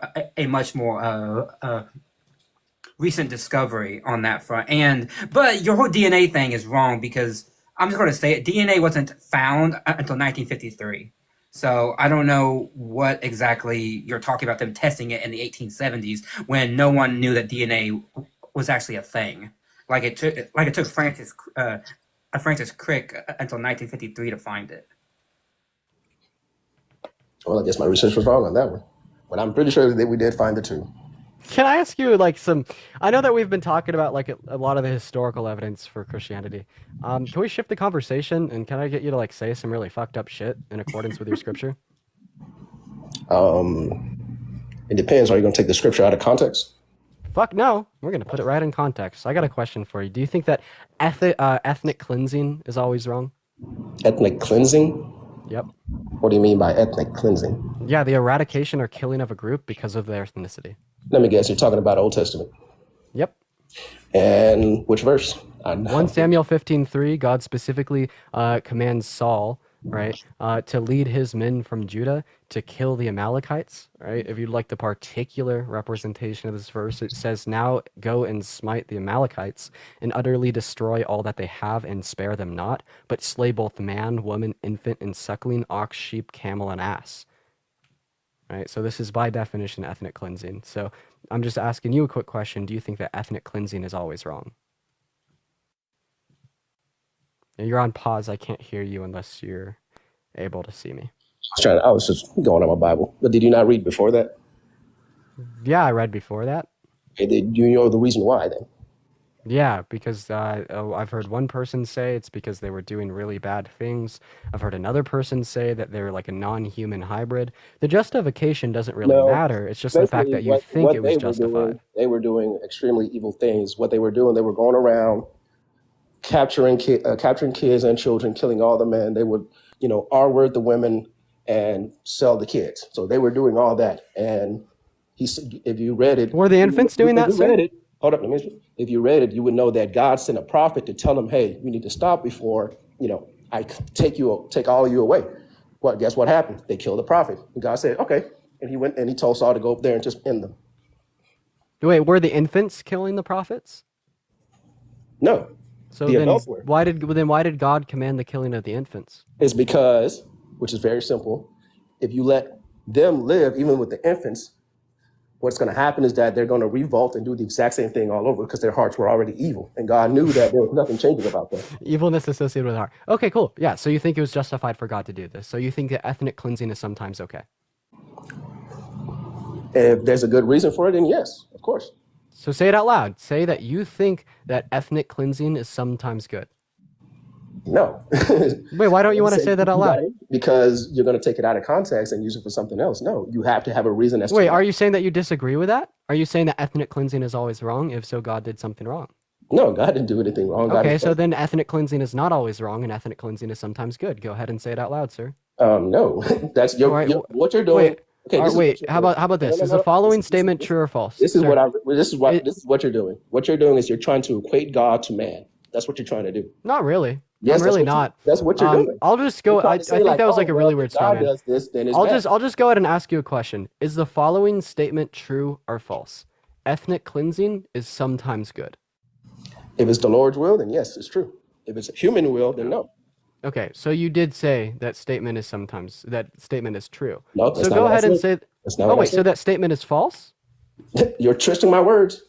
sir? No, you're just backed No, into a you're corner twisting my because words. I'm I literally fucking said- I smarter than said, you. If the Lord does it, he does it for a reason, which is true. Hold on. If I he, want as to push humans, back on did it, that. it's I want to push completely back on false. that. The Lord did not do this, right? He did not do that. He had other people do it for him. So that brings up another problem because now you have to say, how do we know who God is speaking to and who he's not speaking to? Because there are people and groups today that says that God, your God, the God of Israel, is telling them to kill other human beings, to wipe out other groups, right? That's a thing right now. Now, God may have commanded it, but God didn't do it himself. He always has other people do it for him. And that could be applied to today because there are groups and people today that say that their God, which is your God, is saying to kill these other people, to wipe out these various groups. So how do you discern between that event and a more recent event? Because it is in God's character to want to wipe out entire groups of people. So how do I know that, for example, the Lord Resistance Army in right now that's in Africa that's trying to wipe out various tribes? How do I know that God is not actually telling them to do it? Because maybe it is. Okay, then I will tell you this. How did you come to that conclusion that God wanted you to do it? Give me a reason. Because it's in his character of the Old I said, Testament. give me a reason. That's not The the Old character. Testament is littered with verses and commands from Yahweh to kill people who No, he does not kill like, and he to kill- has people do it for him. And so Yes, I can to just kill the logically evil put the people that Jews have on been this is what he slaying wants. other people out of the face of the earth. Yes, to blot other people out Okay. out of the face of the Okay, earth. then answer me this. If we got attacked right now in the U.S. and another country comes to defend us, are they wrong for coming to defend us? No. Okay, then that's what God did. He was like, you know what? These guys are doing No, the no, not at all. That ally would I not think- have the right. I think to what ethnically God cleanse the, I think the what enemy. God commanded is very similar to what like the Israelite people are doing right now to the Palestinians, right?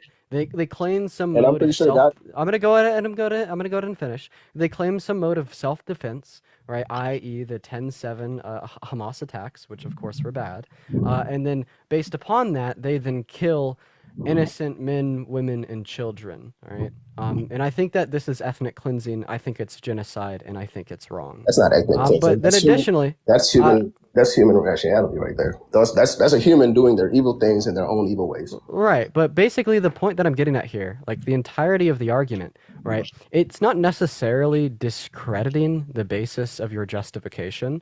I do discredit it. I think it's poor. I think it's flawed. I don't agree with it. But that's not the point. Okay, then so The what is point your of this system- argument, I'm going to go ahead and finish, sir. I'm going to go ahead and Systems of justice. I'm going to go ahead and finish. The point of this argument is just to get you to say that sometimes ethnic cleansing is okay. That's like literally, that's like in the entire point. And I don't understand why Christians have such a hard time with it. All right? We recognize a case of ethnic cleansing in the Bible. You say it's justified because, well, God commanded it. So therefore, you think sometimes ethnic cleansing is okay. So the entire reduction of this worldview It's just getting you to admit that. So go ahead and admit that. Tell me that sometimes you think ethnic cleansing is okay.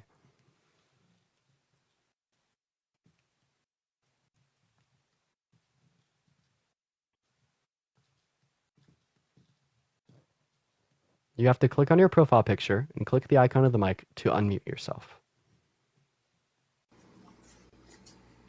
Oh, I don't know why in the world. Okay.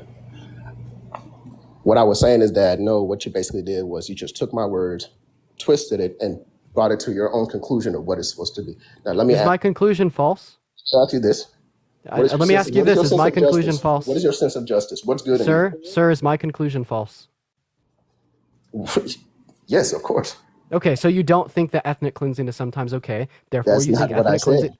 Wait, my conclusion was ethnic cleansing is Your sometimes conclusion is okay, taking- and no, you your just called this conclusion is taking my word. bro. What I You are lost.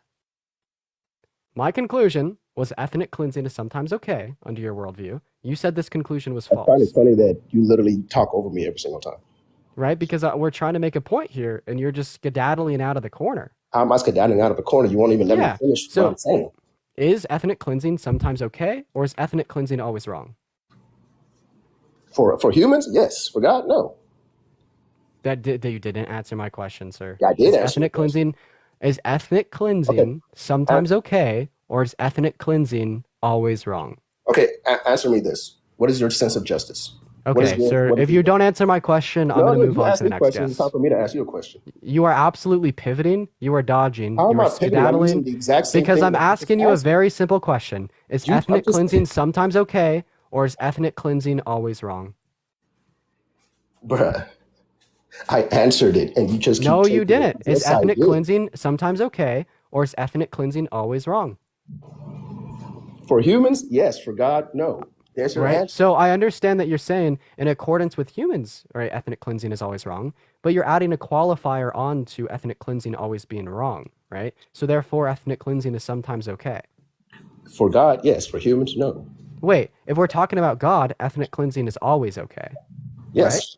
You know better than God? Is that what you're saying? Wait, are you saying that we just have to have faith that God's always doing a good thing? Of course. Okay, so when God commanded that the Israelites could own non-Israelites as property for life and beat them at their will as long as they recover in 3 days, we just have to have faith that slavery is And good. where did you get that from?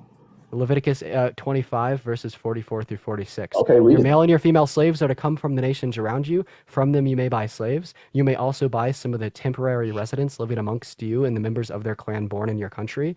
You may also bequeath them to your children as inherited property. You may own your slaves for life, but you must not rule over your fellow Israelites ruthlessly. Very similar to the racial chattel slavery that we've seen in the context of the U.S. This was very nationalistic chattel slavery. Okay. Right? Because basically what it says is that if you're an Israelite, you could own non-Israelites in this manner. You couldn't own Israelites in this manner. You could own non-Israelites in this manner. So Yeah, do you think go that ahead. this was like morally acceptable? I'm going to go ahead and answer that. Okay, so if you didn't know back, especially back in the old days when people couldn't pay a debt, which that verse is going based off, basically what they would do is they would become that person's slave. But it's also written in Leviticus that you cannot treat. It's all right, Matt. We'll hop on in a little bit. Go ahead. It's also saying that it's also We'll let saying him finish. that you cannot treat your slave harshly. You know, you cannot beat your slave or do all that stuff. Basically, Yeah. like how slavery was in America. It says you cannot do that. Yeah, so that's also- just false. and So like the Israelites Not could false. only It own also non. says that once the slave has paid back their debt. So yeah, the Matt, do you slave just set want to go free. ahead and give him the overview of like the Levitical law and context of slavery? Because what he's saying right now is false. Yeah, King. The problem here is that you're citing an entirely different book of the Bible. You're citing Exodus. Exodus is what allows Hebrew people to become debt slaves and pay No, off, it's and the not rules and Hebrews, that's regulations free about slaves. Hebrew. No, hold on. Yes, Exodus 21, I believe, is where it's found, and it gives rules and regulations about when a Hebrew can become a debt slave, and there are very strict rules and regulations about how long they can serve, how you can treat them, how to deal with their family, all these things. That is separate from Leviticus 25, where Right. it explicitly mentions chattel, and we know that because it does not say Hebrew slave. It says slaves from other nations. So it's separating apart the land of Israel from the other nations. That's why it says you may keep them as property and then bequeath them to your family. It is clear today that that is the definition of chattel slavery. Right, and this is just made even more clear. One second, sir. Crazy One thing is, second, sir. I would like to add other something onto verses what that- Matt just said, sir. So, like in what Matt just said is also made like abundantly clear by the preface to Leviticus 25, verse 44, right? And then this is where it talks about how if you're an Israelite, you could own another Israelite as an indentured servant that could pay off their debt, get released after 6 years, and then even very specifically states that you can't own another Israelite as a slave. And then that's where it introduces the idea that you could own people that weren't from Israel as slaves. And this is why in the beginning I called it very nationalistic slavery. It breaks it down into these two very easily consumable categories. We're going to start off with a baseline assumption that you, sir, are an Israelite. If you're an Israelite, you could own a non-Israelite as property for life and beat them at their will as long as they recover. It doesn't Right. say anything about But- beating all that in that verse. So would you like to go ahead and read Exodus 21 verses 20 through 21 out loud? You're on pause. We won't be able to hear it. I'll just give you the recap. It says if you own a slave, you can't kill them, but you can beat them as long as they recover in 3 days as they are your property. So anyways, but that touches on the bit about property, right, and slaves in the context of non-Israelites. But if you're an Israelite, right, you could own like other Israelites as indentured servants. So when you're making this argument that it wasn't actually slavery and it was just indentured servitude, you're just misinterpreting and maybe intentionally misrepresenting your own scripture.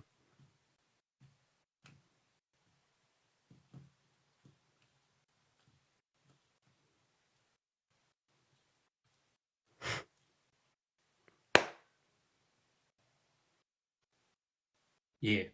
Yeah. Damn. I don't know if That's he's tough. reading. Yeah, it is tough. That is fucking tough, dude.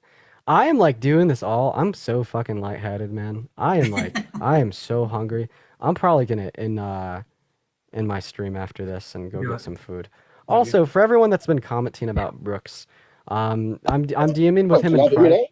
One second, sir. I'm DMing with Brooks in private to come upon like an agreement on conditions of a potential debate before I post like my public response to it, so we just don't have to keep going back and forth with the videos. But Bro, why anyways, did you go ahead, sir.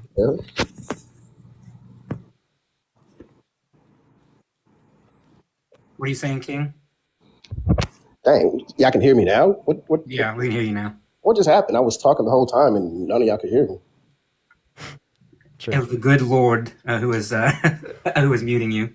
No, so basically what I was saying is that what Dean read from that verse, it didn't say anything about beating your slave or waiting 3 days. None of that. Yes, it does. Read it out loud. You did read Exodus- it out loud. Exodus None of it 21. I have it here. Here, hold on. 21. I'll read it. I have it here. I have my Bible open. I have it here. When a Wait, slave wait, owner. one second. Sure. Matt, before you read that off, King, will you apologize and concede if you're incorrect? Yeah. All right, go for it, Matt. All right. Of course, if I'm wrong, read it. Exodus 21:20. When a He slave didn't say owner Exodus. He didn't say strikes. Exodus. He said he was talking about Leviticus when he said that. No, he was talking about Exodus when he's talking about the beating. There are two verses in Exodus 21. One concerns Hebrew slaves, and one concerns the treatment of slaves in general. Right? Yes, That's what we we're were talking reading. about the We're Hebrew reading slaves, Exodus which is 21:20, Leviticus. which talks about slaves in general, and it says, and I quote: "When a slave owner strikes a male or female slave with a rod, and the slave dies immediately, the owner shall be punished. But if that slave survives a day or two, there is no punishment, for the slave is that owner's property." Beautiful. That's a direct quote. So apologize and concede.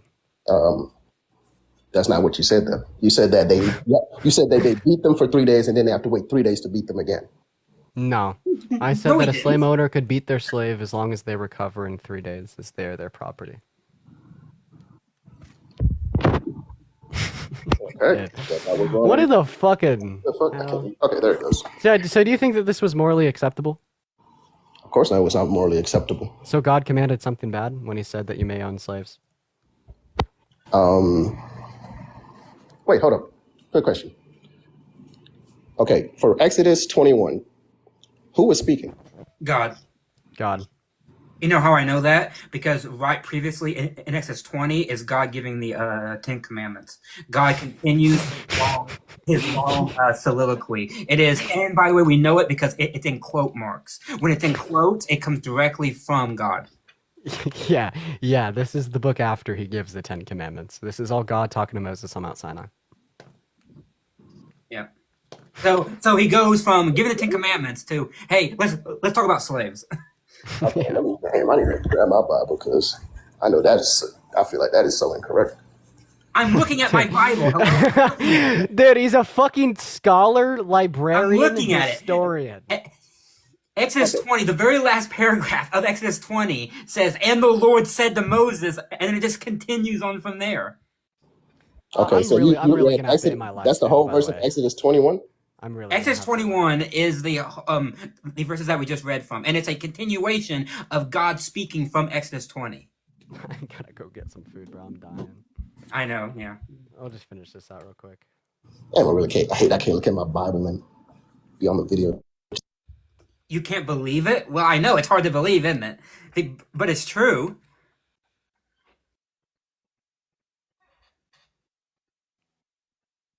You must be looking at. What are you gonna get for lunch, Dean, or dinner, whatever the fucking time it is over there? What are you gonna get for lunch? I don't know. I guess we'll just have to see. It's always random. I'm very surprisingly, I'm really indecisive about what food I eat. I just kind of take me where the wind goes. King, you're pretty You much said just Exodus denying your own 21 scripture verse at this point. King. Oh, sorry, not this one. I gotta hop off before I fucking die. Please make your response quick. I'm like I have to look at the Bible. So I'm trying to. He said Exodus 21 verse what? 20 through 21. Well, you can start at the very top. I mean, that's what the Hebrew slave a paragraph is. But it's verse 20 is the beating verse. No. I just read it to you. I have it open in front of me. I have it here. I just read it to you. You don't have to check it. I have it here. I mean, I can either grab my book Bible. I have like 5 of them. I can grab that if you want. But I mean, like, I'm reading it to you directly.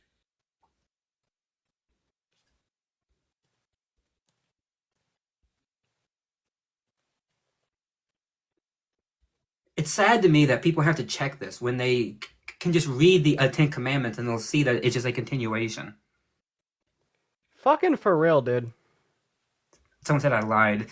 Yeah, okay. I don't know what I lied about. I literally gave proof that this is a continuation. Yeah, bro, it's like they're denying their own fucking scripture right now, which just is so funny. I mean, the very first verse of 21 says, "These are the ordinances that you shall set before them." That is God speaking. I mean, that's clear that it's God speaking.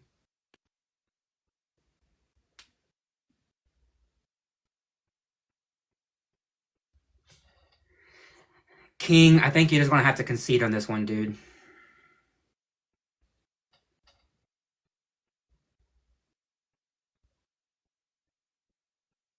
I am conceding with the guess. I'm conceding to him to just say, right. I was wrong. Now, Dean has to go eat. Come on.